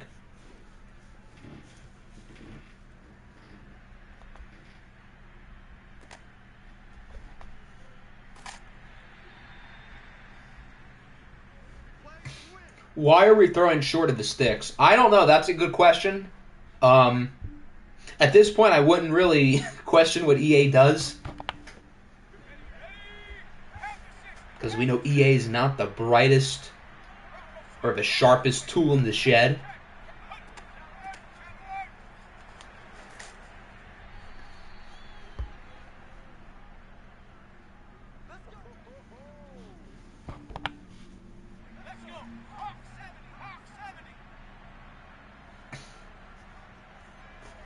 The door is still wide open for the Pioneers to do something here. Their offense has been bad. Joe Mixon hasn't looked like himself. Jerome Diggs has been not very good.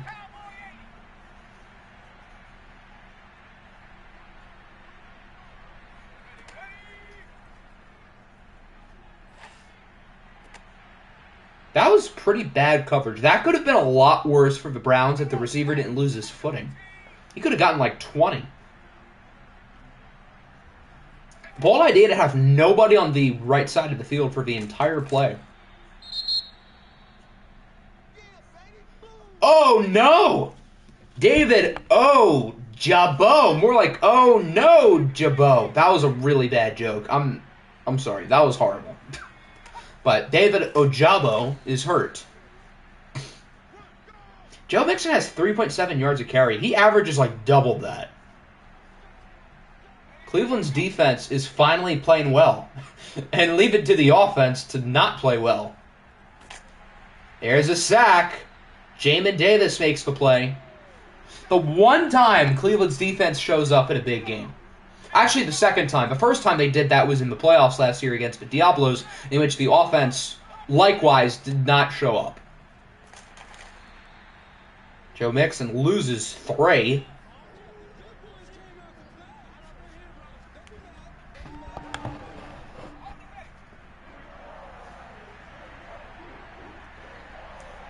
Now it's 3rd and 22. They have not wanted to go deep at all today. And on 3rd and 22, they do not go deep.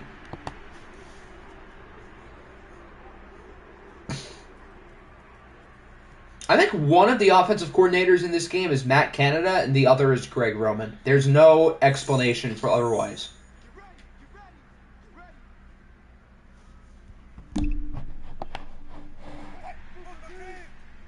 Or maybe one of them is Joe Lombardi. That might be the issue. With how Salt Lake City's passing it, it probably is Joe Lombardi. I mean, at least Russ has been efficient, but even so, we haven't seen the big-time throws that you want your MVP quarterback to be making.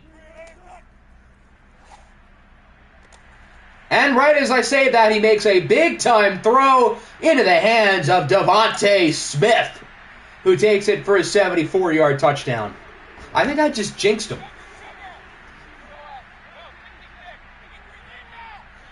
Well, that's one way to finally do something. And it's now 17-3. Salt Lake City's got to do something on this drive, or else they are in trouble.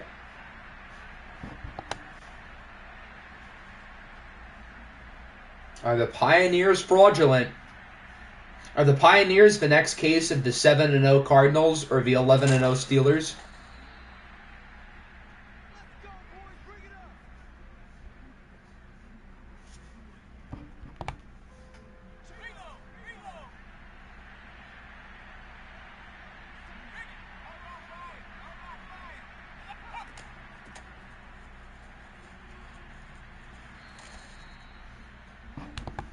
Nothing doing for Mixon again.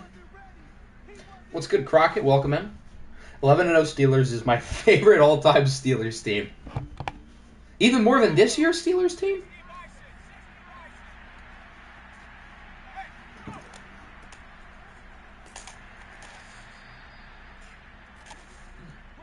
Now it's a 3rd and 1.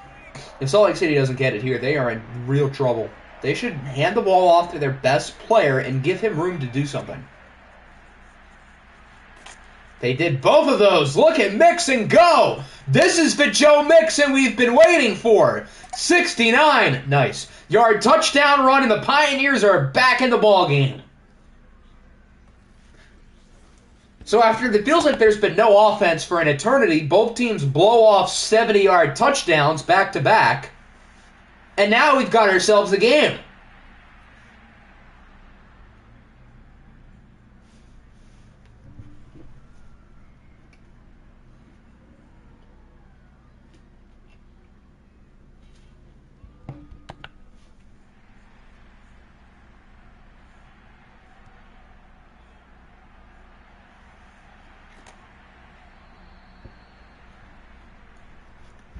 So Cleveland still is the lead. They're still up 7. Their offense finally did something on the last drive.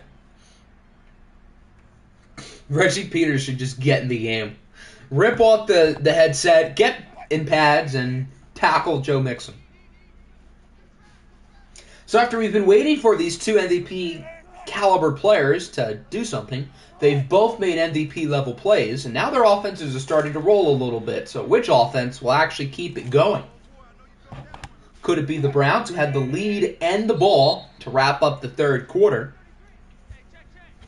Cleveland's in a good spot, but certainly far from over. If we know anything about this Browns team, it ain't over till there's zeros on the clock.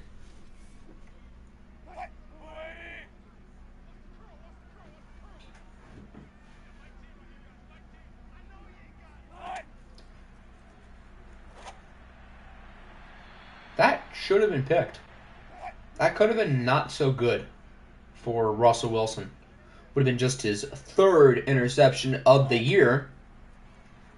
3rd and 9.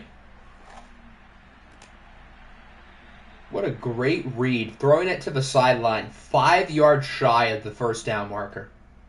Doesn't get better than that, does it? So the Browns offense does nothing. And now the Pioneers are going to get it back, coming off a really big play by Joe Mixon. Cough, cough. Hail Mary, OFL 21. Cough, cough. Do you guys remember that time in the divisional round when the Thunderbirds were playing the Cardinals and Arizona won the game on a Hail Mary? Yeah, I remember that too. That was fun. That was pretty cool.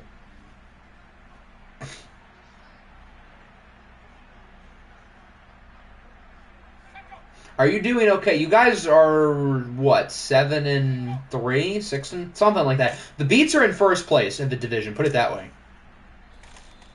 Joe Mixon magically flipped the switch, and now he's really good. Cough, cough. 19 seconds, cough, cough. Which one is that? Is that how much time the Cardinals had left?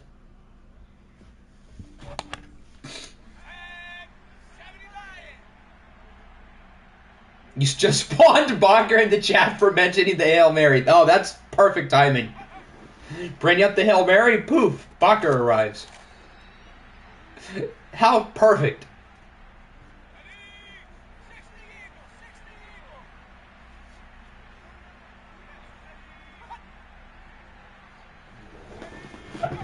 Joe Mixon's in the zone. That's kind of a big deal. He might not be in the zone now because he didn't gain any yardage. Well, it's kind of hard to tell on this play because he's not in the game. I have returned. Seems like nothing has happened. Minus 2 super big plays within the span of like a minute. It has been really ugly. Russell Wilson had a big throw. Joe Mixon had a big run, which again happened within like a minute of each other. And that was it. Other than that, it has been ugly football. Oh, what a punt! Down at the 1. What a beauty. By whoever their punter is. Now Cleveland's got to back this thing up. That happened. That's a thing. Fournette gets 4. That's a good play, all things considered. Alex Morton is that dude. He is really good. Certainly an offensive rookie of the year candidate. Keep saying nothing's happened. It's working. Okay. So far on this drive, nothing has really happened. Browns have had a couple decent runs, but other than that, nothing crazy's happened. That doesn't really count. I mean, it's a first down, but I don't know if that's something.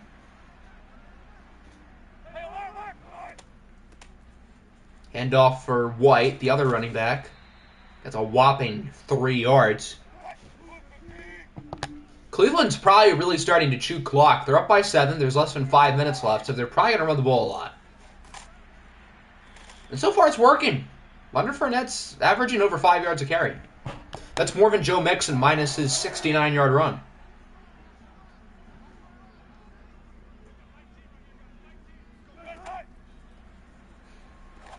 Yeah, the Browns want nothing to happen the rest of the game. So that means something's going to happen. Had a pretty good draft in hindsight. Yeah, I would agree. I mean, with Alex Morton dropping 150-yard games like it's nothing. The Beats have quietly been really good. Tommy Tremble is hurt. That's not good. And for the Browns, it also stops the clock, which also isn't good. Although, do you really trust the Pioneers to have a drive leaning on Jerome Diggs to score? Because I don't. But even so, I'm sure they'd love the Pioneers to just not get the ball back.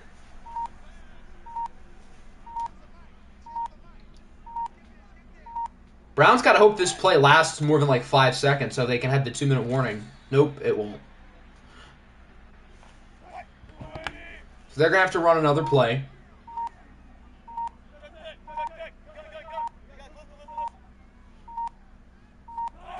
Second and 8.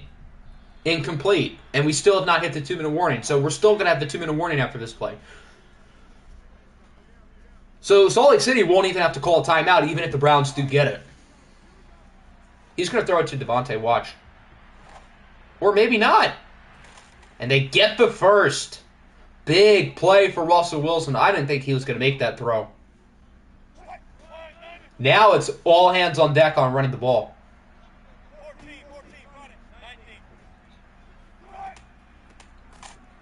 And that's not a good start for the Browns. They lose 3. Wonder how IT Thomas would be doing if he was healthy.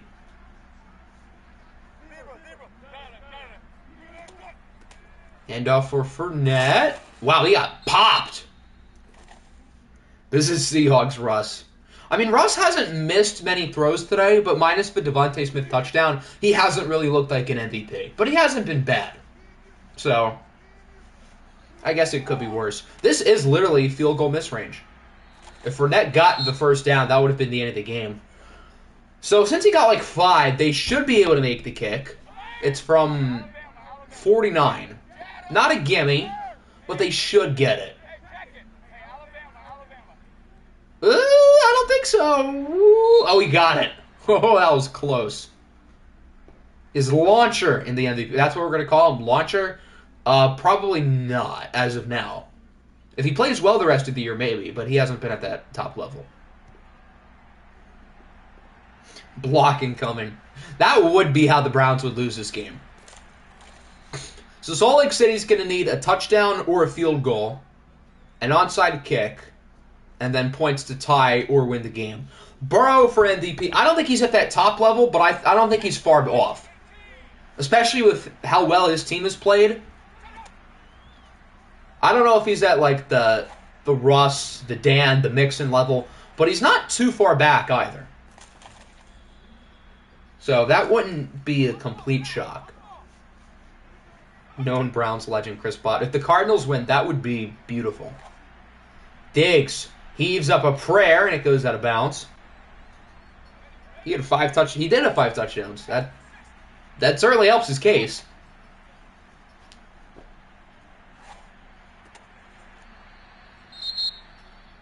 Jarrett Patterson is hurt. I think he's their center. Stops the clock. Would have stopped the clock anyway because he was out of bounds. 3rd down and 5. Okay, there's a first down. He's got to get out of bounds. That's a good play. He went as long as he could. Morton for the MVP. Yeah, let's have a wide receiver win the award.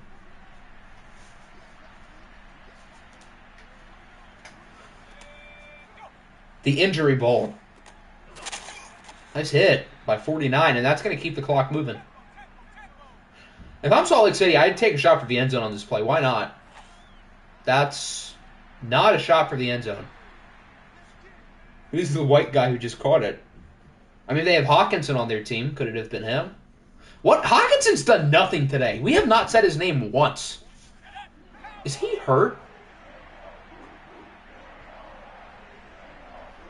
3rd and 9. Joe Mixon in the zone. I feel like he hasn't been in the game at all in the last quarter. Diggs takes a shot for the end zone and it is incomplete. So now this is the game of... Oh, they're kicking. Oh. I mean, that's not a horrible decision. Down by 7. Get the onside kick. Get a Hail Mary. Okay, that's fair. Tucker makes it. So step 1 of the equation is done. They score. Step 2 of the equation. Get the onside kick. How many onside kicks have been recovered in OFL 22? Certainly not many. And this one is picked up by Cleveland, and so that'll do it. The Browns are going to hold on 20-13 in an ugly, ugly game. But a win's a win, especially against a good team like the Pioneers. Even though they've sucked today, still a good team. The score was 13-20, but it felt like it was like 10-6. Russell Wilson statistically was good. The eye test suggests that he had one of his not so good games, which is more so showing how good he's been. Jerome Diggs, mid. Joe Mixon had one really good run from 69. That's a 70, but he was at the 31. Other than that run, he was kind of average.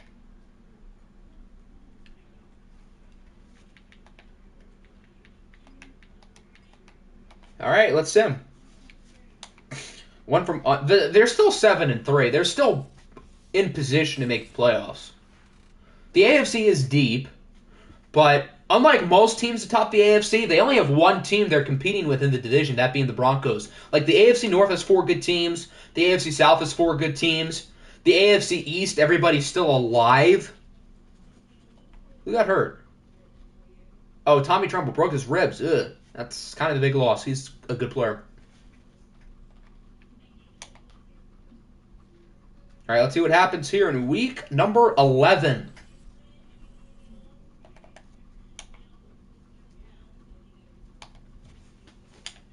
The Bucks, do they still suck? They sure do. They lose to the Huskies 39-21.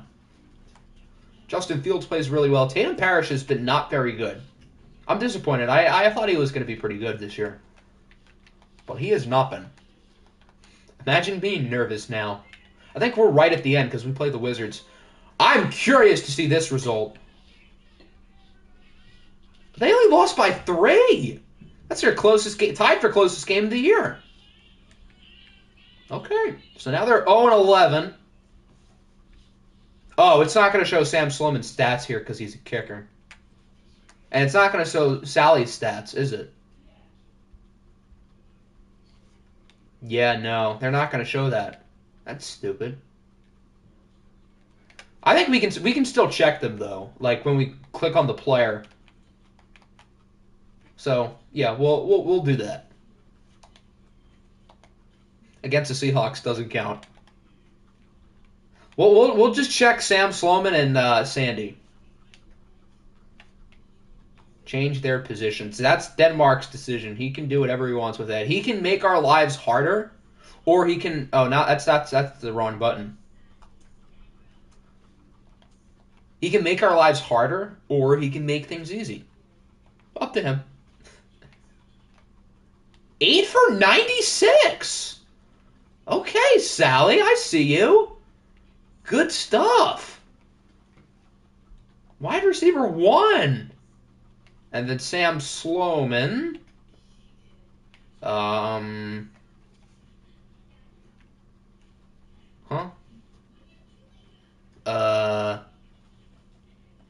Excuse me? Okay. I don't know why it's not showing for him, but whatever. That's weird. That's the wrong button. What corner is getting burnt by a 52-speed converted corner? I guess if it's anybody, it would be Seattle. The Chiefs go back to the losing column. They lose by 23. Normal Chiefs game. DJ Uyunglele did his thing. Seth Reynolds, not so much.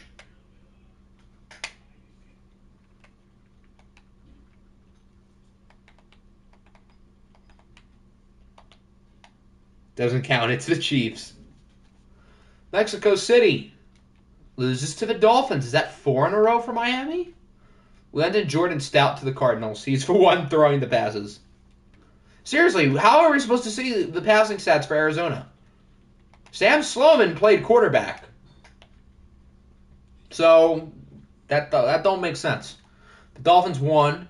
The Falcons lost to the Aviators 35-40.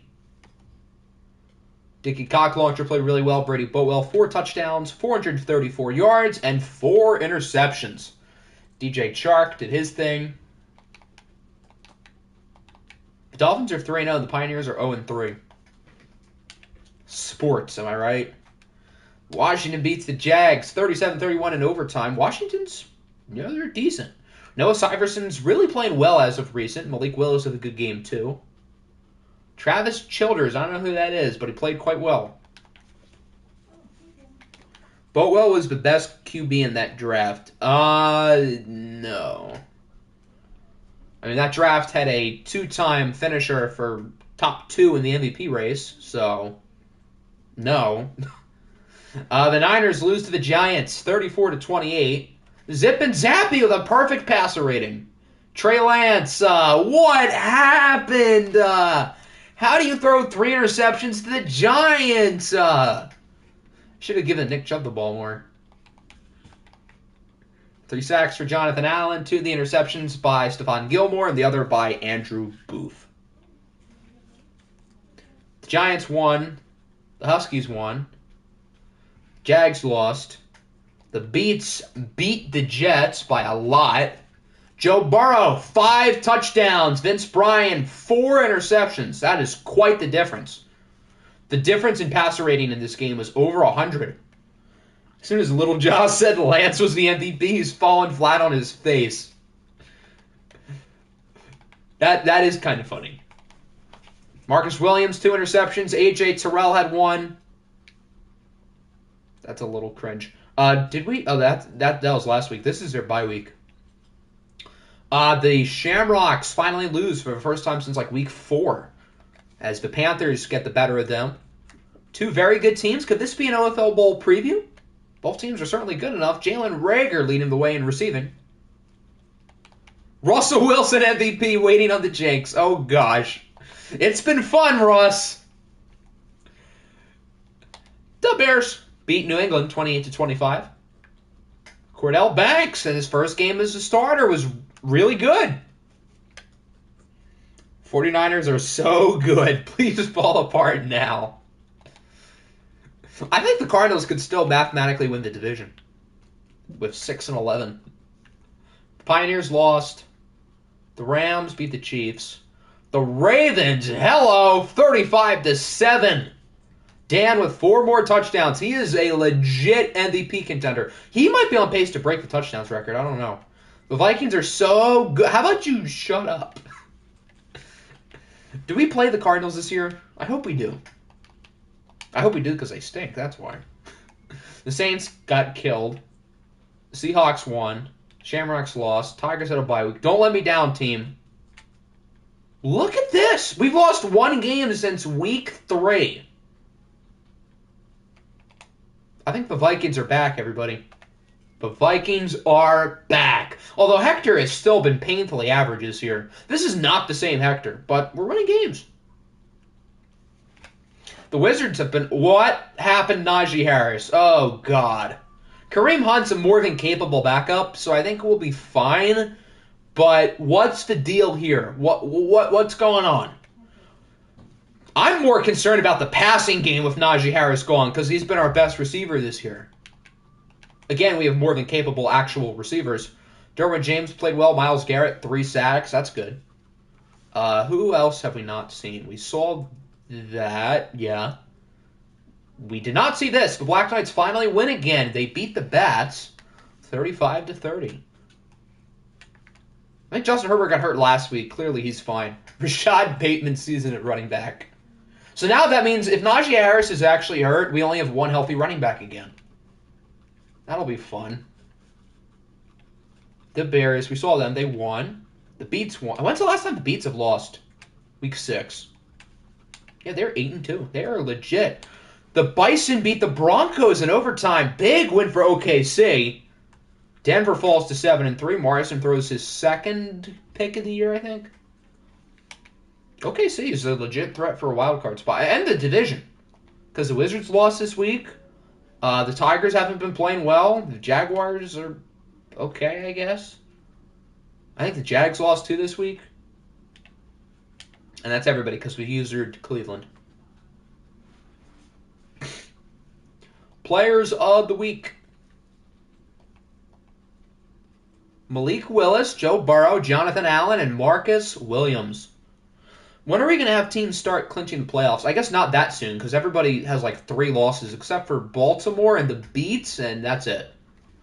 We have 1 more week, and then we're going to do these stats and whatnot. So in the AFC North, the Ravens are in first place with the Shamrocks losing. Browns only a game and a half behind. Wizards are still in first place in a very tight AFC South with everybody still in it. The Beats probably had the biggest division lead in the league, although look out for the Dolphins. They've won 4 in a row. And that the Broncos and Pioneers are still tied in the West. The Lions are still in first place in the North, but again, anybody can win it here. Toronto's only a half game back. The Vikings are only 1 game back. Panthers lead the South by 2 games. Oh, God, what is this? What is this mess? The Giants, the Bats, and the football team are all 5-5. And then the Niners lead the West with the Arizona Cardinals at 0-11. Youch. Okay, I want to check what happened to Najee, and then we'll get to Week 12, which we're simcasting the Browns and the Shamrocks. Yay! He's healthy. All right, thank God. Is Lenny Edwards worthy of starting now? I mean, you guys are winning games, so Justin Fields is playing well, but maybe there's more to the ceiling with Lenny. I don't know. You don't know what you're going to get with Lenny Edwards. Maybe you'll get Justin Fields. Siri, give me a whole number between 1 and 2. 1. Yeah, this is our Simcast game, and we will be using the Shamrocks. This is a big game. Winner of this game takes second place in the division. Actually, if the Shamrocks win, they could get first, depending on what happens with Baltimore. And they play again in Week 14. That's a big game. Can I play Lenny for this game only? Since it's the last stream of the last week of the day, that is fair, yeah. The Huskies might have a bye week, though. When's their bye week? I don't think they've had one. Okay, the bye week's next week. They play OKC. That's a good game. But yeah, we can put Lenny in there. But if you don't want to start Lenny after this week, you'll have to remind me in the server to in the depth chart chat to make Justin Fields the starter again.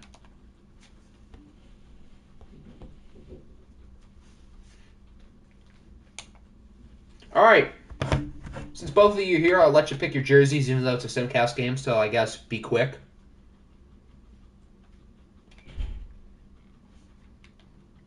I love how both of you guys are already admitting defeat. Somebody's going to win this game, you know. Actually, not really. What if we had a tie?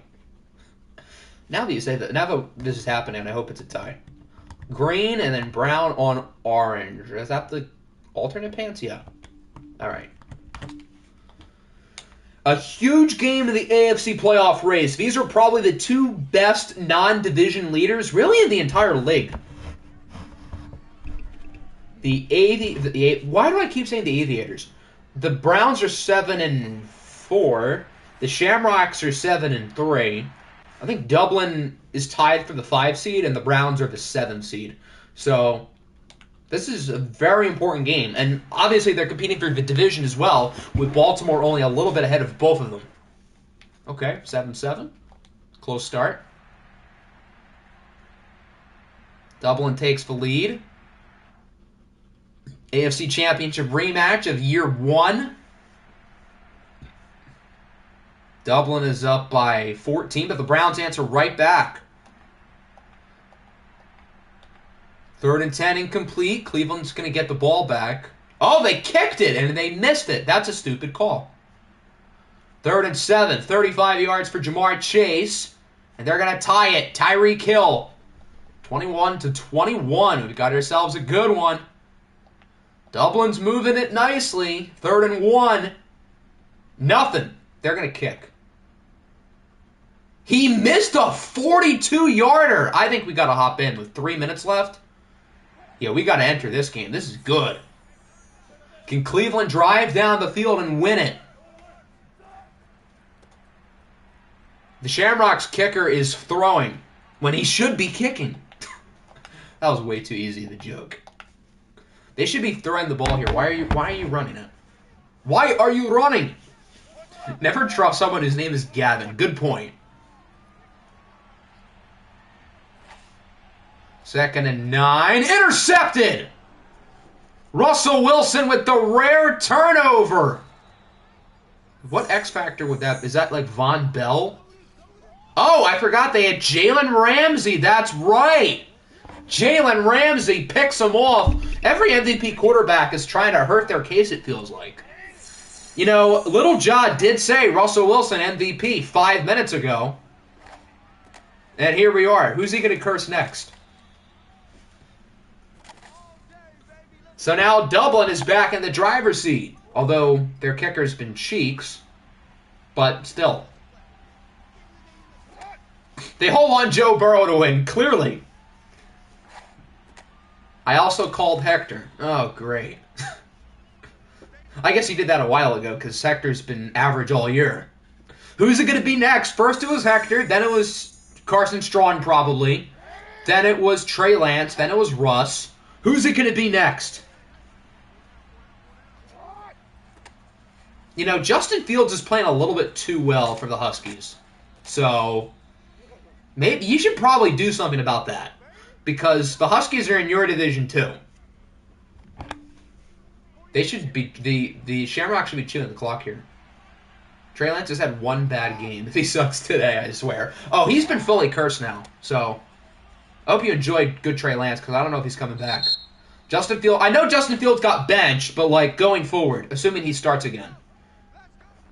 I guess for the immediate future, you can curse Lenny Edwards, although it's not like he's ever been considered for MVP, considering he's never thrown a pass. Jonathan Taylor's just shy. Another first down pretty much ends the game. That turnover really killed him. 3rd and 2.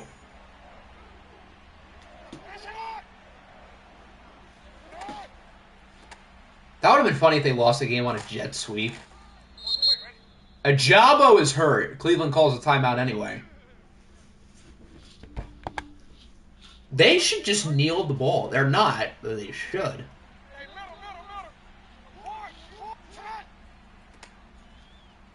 It's not kneeling, but Browns should let them score. And the Shamrocks should be chewing all the clock. What are they doing? Both of these teams are trying to lose, I swear. Jonathan Taylor gets the touchdown with under a minute to go. The Browns have time. They don't have a lot of time, but they have time. They have a little bit under a minute. No timeouts is definitely a killer. But, I mean, they have Jamar Chase. They have Tyreek Hill. Those guys can go deep. The Browns need to take a book out of the Wizards' playbook. You know how many 70-yard Tyreek Hill touchdowns we've seen in watch games this year? A lot. So they should try to do something like that. Gavin missing it, calling it now. It's time to see why Russell Wilson might be the MVP. Are they? Wow, they are already like going bunch of guys out wide. Shamrocks are playing full prevent, as they should. Russ already chucks it on first down for Tyreek. No, it's not Tyreek. That's Jamar Chase. That's a good start for Cleveland. Okay, they can actually do this now. 30 seconds. Do not throw it to 5. Okay, there's a good throw. They're going to have enough time for 1 or 2 more plays. They got to go for the end zone. They got to go right for the end zone. They're not. He's going to go short. Oh, he does go for the end zone. Flag on the play, incomplete with 4 seconds. So they're probably going to run a Hail Mary. Okay, roughing the passer. So they don't even need to run a Hail Mary. They can run any play they want. 4 seconds left at the 12. This is very possible. They're going to have enough time for 1 play. This is it. Play action. Wow, we were all expecting a run there. Russ has all of the time in the world, and it's broken up in the end zone. Jalen Ramsey, number 5, makes the play. What a great defensive play by the Shamrocks to win the game. Wow, what an ending. What a sequence of like 3 minutes. I'm happy we hopped in. This was great. He did have a man open. There was 2 guys in the area that he threw the ball. There were 2 Browns players and Jalen Ramsey. And Jalen Ramsey's the one who got his hand on the ball. So Dublin is 8-3. That's Browns fall to 7-5. Lamar Jackson was solid. Russell Wilson also solid. Again, not his best day, but not bad. He did make some bad plays late. Jonathan Taylor was pretty good. Leonard Fournette, not so much. Wow, they are actually missing I.T. Thomas. Who could have guessed? Danielle Hunter and David Ajabo are hurt. Yikes. That's not good for Cleveland. We would have dominated. If you made a single field goal, you would have won by 10. Welcome back, C-Mill. Your team is doing pretty well today. They're 3-0. You guys have finally woken up after like 8 weeks. But yeah, the Dolphins are playing well. If we lose to Brady Boatwell, oh boy. Boatwell had 400 yards and 4 touchdowns last week. And 4 interceptions, but that's besides the point. The Tigers get back on the win column as they beat the Aviators 21-14. Dickie Cock Launcher and Trevor Lawrence are pretty average. The playoff picture, I think, comes up this week, so we'll be able to take a look at that after we go through all the scores and whatnot. Patrick Queen's been balling. Another interception. All right, team. I don't remember who we play against, but don't disappoint. We're 3-0 today? We can't go undefeated in a string. And, of course, we lose to the Bears. The Bears. I guess I have to say it. Minnesota Vikings, what happened? Why is your quarterback so mid? At least Najee Harris was good. This is such a weird team. Like, we shouldn't get in the playoffs. But, wow, Derwin James has like 3 interceptions today. He's been balling. Defensive Player of the Year candidate? Maybe? The Wizards lose again, this time to the Bats. Have we gone to the Huskies? We have not. What happened to Hector? He got cursed, clearly. Little Jaw's MVP curse. Jerry Wilkinson is a machine. Good, and Devontae Adams is too. And they still lost. The Aviators lost. The Bats won. The Bears won. Wow, the Lions beat the Beats. 33-30. What a weird score. Yeah, Lenny is starting. Both QBs were good. Shan Arsenio was really good. Was that Alex Morton? Alex Morton and Jerry Wilkerson's Rookie of the Year race is going to be generational. Both of those guys might have like 1,000 receiving yards already. The Lenny Edwards experiment does not look like it went to plan. The Bison beat them by 30. Yeah, it did not go to plan at all. Although it's only one game, but it was one really bad game. 2.5 sacks for Arion Graham, 2 for Chase Young. The Black Knights win again. Wow, they clobbered the football team, 35-7. Malik Willis, 3 interceptions. London's defense actually did something not terrible for once. 2 sacks for rookie Quincy Vance. The Broncos lose again to New England. That's a surprise. Demarius Johnson, I don't know if he's lost a game. I think he's lost a couple, but he's been pretty good this year. Oddly enough.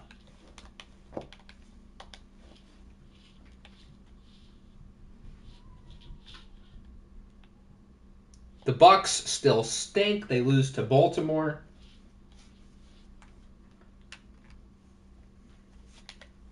Tatum Parrish was decent, though.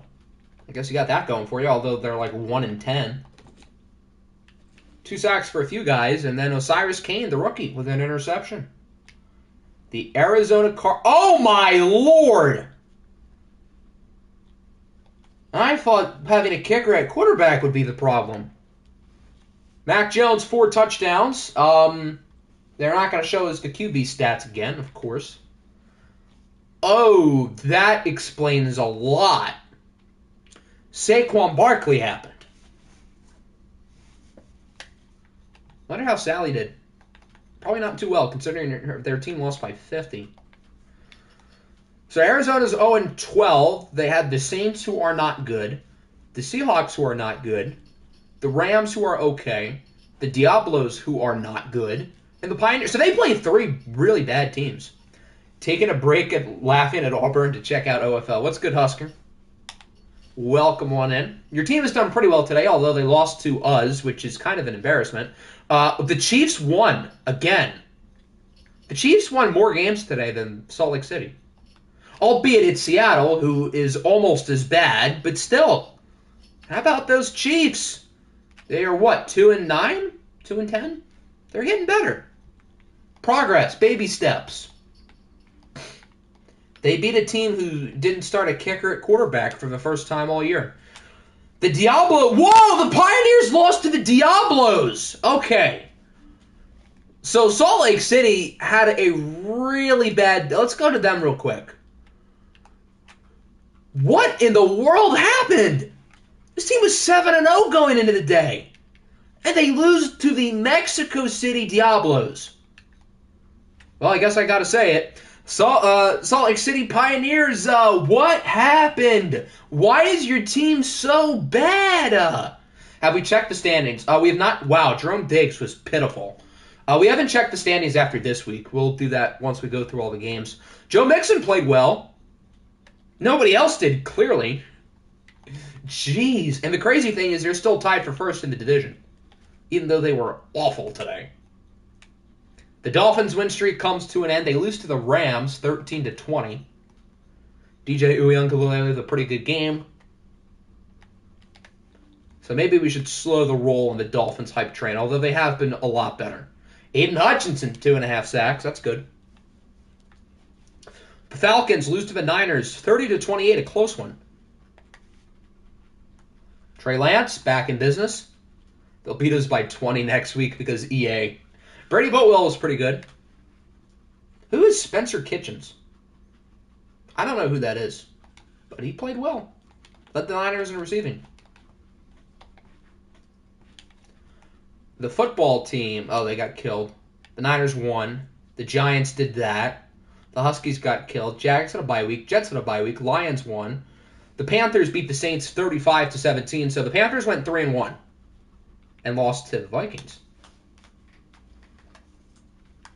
Bryce Young played really well again. C.J. Stroud, not so much. Hey, Stroud versus Young. Clyde Edwards-Helaire played really well. So did Justin Jefferson. With the Falcons losing, Carolina increases their division lead. Kenny Clark, 3.5 sacks. We didn't. Yeah, we did. They beat the Beats. We saw that game. New England won. Pioneers stink. The Rams went 3-0 today. They've won 5 in a row. Look out for the Rams. They are back. The Ravens had a good day going 3-0. Who did we use? We used the Shamrocks. Okay. We'll do players of the week when we do all the stats. So we'll start with standings. We only have one 2-loss team in the league, that being the Baltimore Ravens, who currently lead the AFC North. Dublin's a game back. Cleveland a couple games back. Chet Mahone had a sack. Wow. The Bison are in first place of the AFC South with everybody half a game back. This is quite the race we got here. All of OFL 22, it's been the Wizards and Tigers, but now for the last season, Jacksonville and Oklahoma City have entered the fray.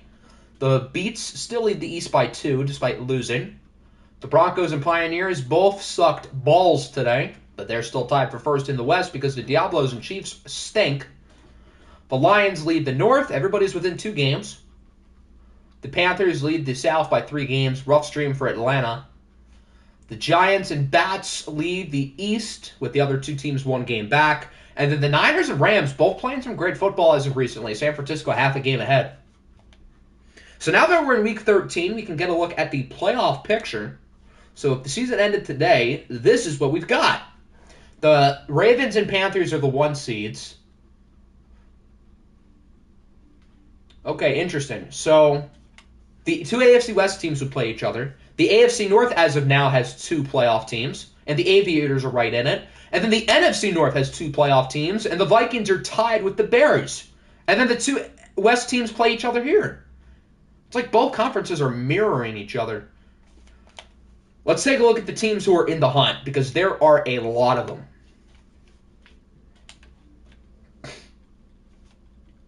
So behind Cleveland, who's currently 7th in the AFC, you've got the Wizards, the Patriots, the Tigers, and Jaguars, who are all over 500. There are 20 teams over 500.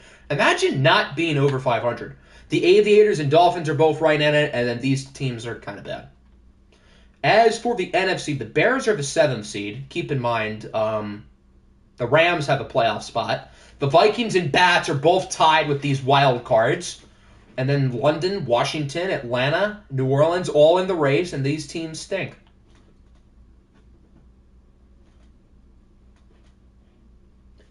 All right, let's take a look at stats and stuff. Players of the week for week 12, we've got Saquon Barkley, obviously. Munnerlyn McWidget, Kenneth Murray, and Stevenson. I don't know his first name. All right, so who's the MVP? A lot of the MVP candidates had some not-so-good performances today. In terms of passer rating, Russell Wilson still on top, followed by Dan, and then Trey Lance, Joe Burrow, Mac Jones, Shane Arsenio, Bryce Young, Dickie Cocklauncher, Pat Mahomes, and then it probably stops there.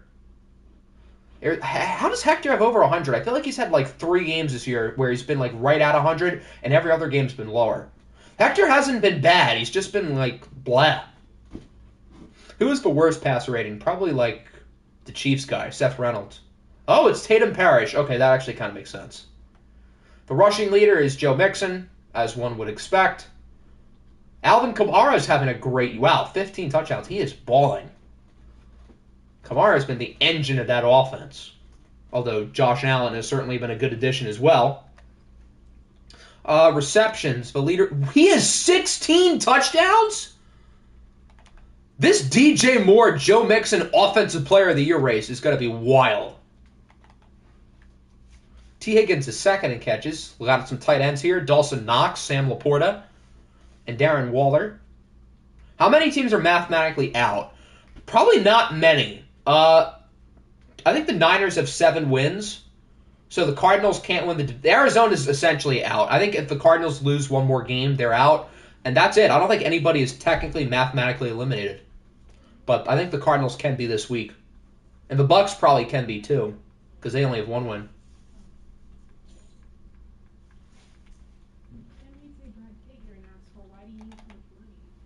Yeah, the next highest receiving touchdown total is 11. DJ Moore has the Triple Crown by a lot. He leads in yards by 90, and Jimmy Jackson had a bye week. Receptions, he only leads by 2. T. Higgins is right on his tail. And then touchdowns, he leads by 5. And then Joe Mixon, I think, has the rushing Triple Crown of yards per carry, and then touchdowns. Cardinals winning out to get in. Have faith. Sam Sloman is going to lead them to the playoffs. With Sally at wide receiver. It's happening. Nick Bosa has 16 sacks. Kayvon Thibodeau has 15. I think nobody in the NFC is like anywhere near those guys. Yeah, Kenny Clark has 12. Myles Garrett has 1 tackle for loss, but 11.5 sacks. I mean, I guess I'll take it. Interceptions in the NFC. Michael Ojemudia, Deion Duvall, and Stephon Gilmore all have 4. A lot of guys with 3. And then in the AFC... I'll do individual teams at the end. In the AFC, Patrick Queen, Byron Murphy, AJ... Why do we have so many former Vikings at the top? Come on. Jeez. Fumble forces. Isaiah Simmons and Brandon Smith have 2. Then the NFC, I think Cam Curl might have had 2. No, okay, I was wrong. Yannick Ngakoue and Mitch Weeks do. Kicking. How many kickers are perfect? Jason Sanders, Chris Boswell, Daniel Carlson, Jake Elliott, J.J. Glanville, and that's it. Be very on brand for EA to give me the 1 seed, only to lose to the 5-12 Cardinals in the playoffs. That would be beautiful. We need it. We need Arizona in the playoffs. Does Russ have the Triple Crown? He leads in yards. He tied for touchdowns with Dan. Malik Willis is first in picks. That's why I let him go. Nope, Andy Morrison has 2 interceptions. So Russ is like right there, but not quite. You know, DJ Moore could be a sneaky MVP candidate since he's been so good. Might break the receiving touchdowns record. Russell Wilson MVP, as one would expect. Joe Mixon should not be lower than Kamara. Although Kamara's been great, got to give him credit. We're doing individual team stats at the end. Russell Wilson, Offensive Player of the Year. In the AFC, Defensive Player of the Year, Nick Bosa. Those both make sense. Dickie Cocklauncher, the Rookie of the Year. Who is DJ Rich, and why is he ahead of Alex Morton and Jerry Wilkinson? These 2 guys should be first and second. Although I guess since Dickie's a quarterback, he gets benefit of the doubt. Quentin Sherwood, Defensive Rookie of the Year. I've got to look at those 2 rookie receivers' stats to see how good they are. Browns have 2 guys in the top 3 for best receiver. Although DJ Moore can miss the rest of the year, and he'd probably still finish in the top 3. And then in the NFC, Trey Lance is the Offensive Player of the Year. Najee's in 3rd. Nice. Defensive Player of the Year, Shaq Barrett of the 0-12 Cardinals. How is Omni Ass Blaster done? I don't think he's played, considering he's a 57 overall. Yeah, I have a feeling the Offensive Rookie of the Year candidates are all going to be in the AFC. These guys are not as good. Tyrell Sherman, Defensive Rookie of the Year for the Bears. What's his rating now? 86. Sheesh. Trey Lance, best quarterback. Hector's in 10th.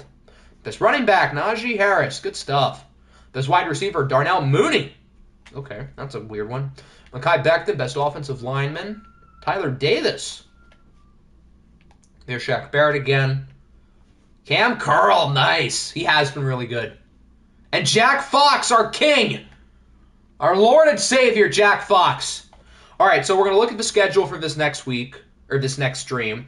And then as we do that, everyone who wants to see your individual team stats, put your team in the chat, and I will check them. So next stream we might do 5 weeks, since I always like to do week 18 at the end. And then we'll do injuries as well. I'm also considering doing like a random stream, like testing out some sim stuff on like an older Madden, just to show everyone what to expect if we end up doing retro. Because I know a lot of people are very mixed on it. So just so you can have an idea of like what some of the older Maddens would look like Madden 16 or something. If I can find it. Although I doubt it costs too much. I could probably buy it digitally. All right, who do I see first? I see the Huskies first. Although I'm already on the Shamrocks. So I might as well do them first, because I'm already here.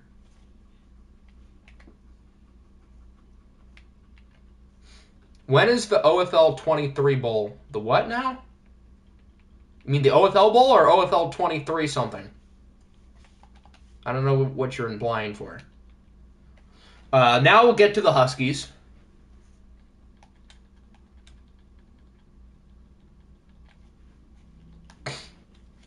Justin Fields, so close but so far from 100. Oh, the OFL 23 poll. I'm probably going to work on this straw poll and whatnot pretty soon. Just to start to get an idea of what people want.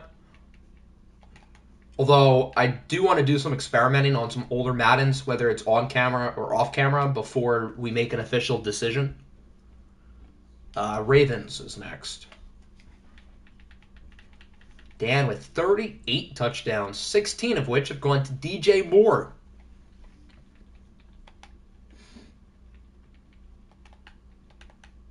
Multiple double-digit sack guys already. They're probably going to have 4.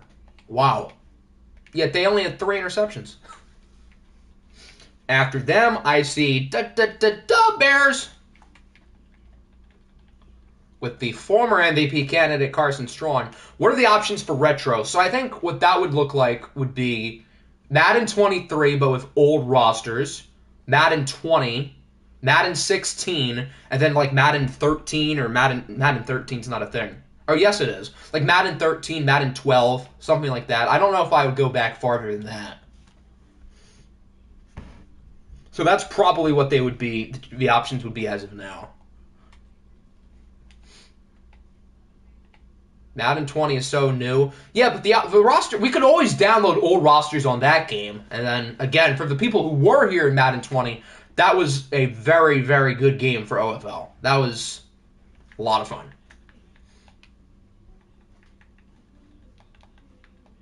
And what? Those rosters are 3 years old, so they're kind of oldish, but, like, not really. But, again, there might be older rosters in the game from, like, previous years. The 49ers are next.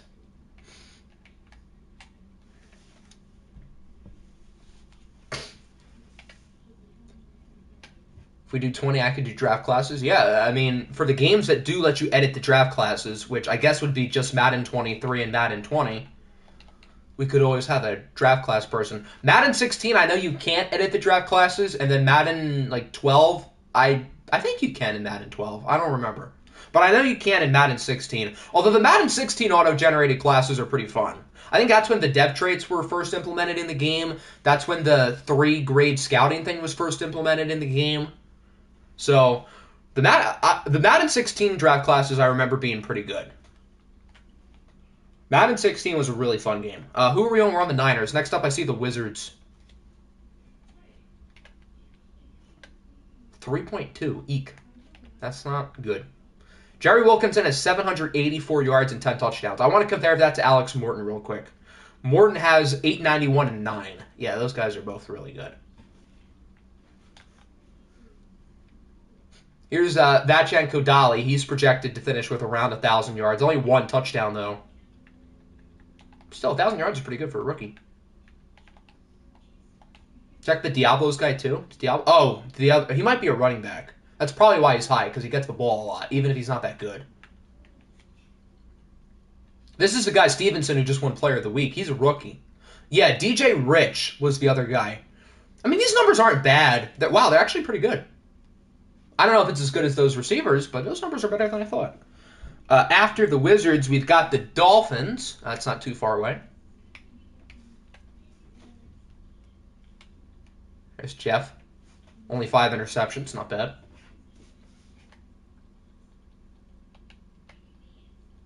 And then, is there any more after the Dolphins? Oh, the Bison. Did I show the Bison? Did we do them yet? No, we have not. Okay, so the Bison. And then, is that it? Did I go over everybody other than the Bison? And my team, obviously?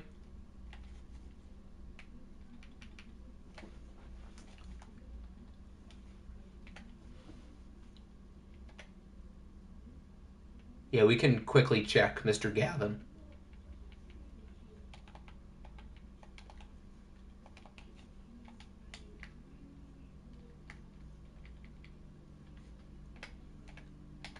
He is 10 and 15. That's pretty bad. If only he was perfect like this legend. How many... Is Najee still our leading receiver? No, it's Rashad Bateman. We might not have anybody with 1,000 receiving yards this year. McLaurin and Ruggs, two of my super high picks, are combining for less than 100. That's not good. Which, much of that might be on the fact that our quarterback's been disappointing. All right, I think we've just got to check injuries, and then I believe that is it. Did seem like there were more injuries today. McCole Hardman, hamstring tear. Oh, hello! Hector Estrada tore his labrum. Jack Jackson time, folks. Okay. This might actually be a good thing. That's the funniest part about this. Since he hasn't been that good, we finally get to see Jack Jackson in the sim. I'm actually kind of excited now to see what Jack Jackson can do. Maybe he'll be better. Did he play at all in Week 12? Hold on. I got to check this.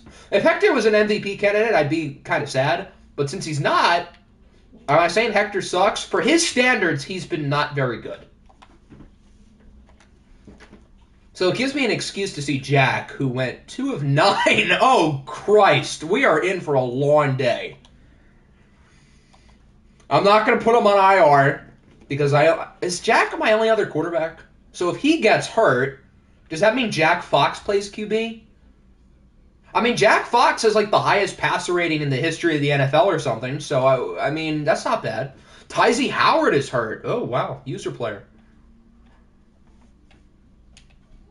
I'll trade you Tim. I don't want Tim Robinson. Ooh, 2 offensive linemen out for the Bison. Tyler Linderbaum and Lyle Collins.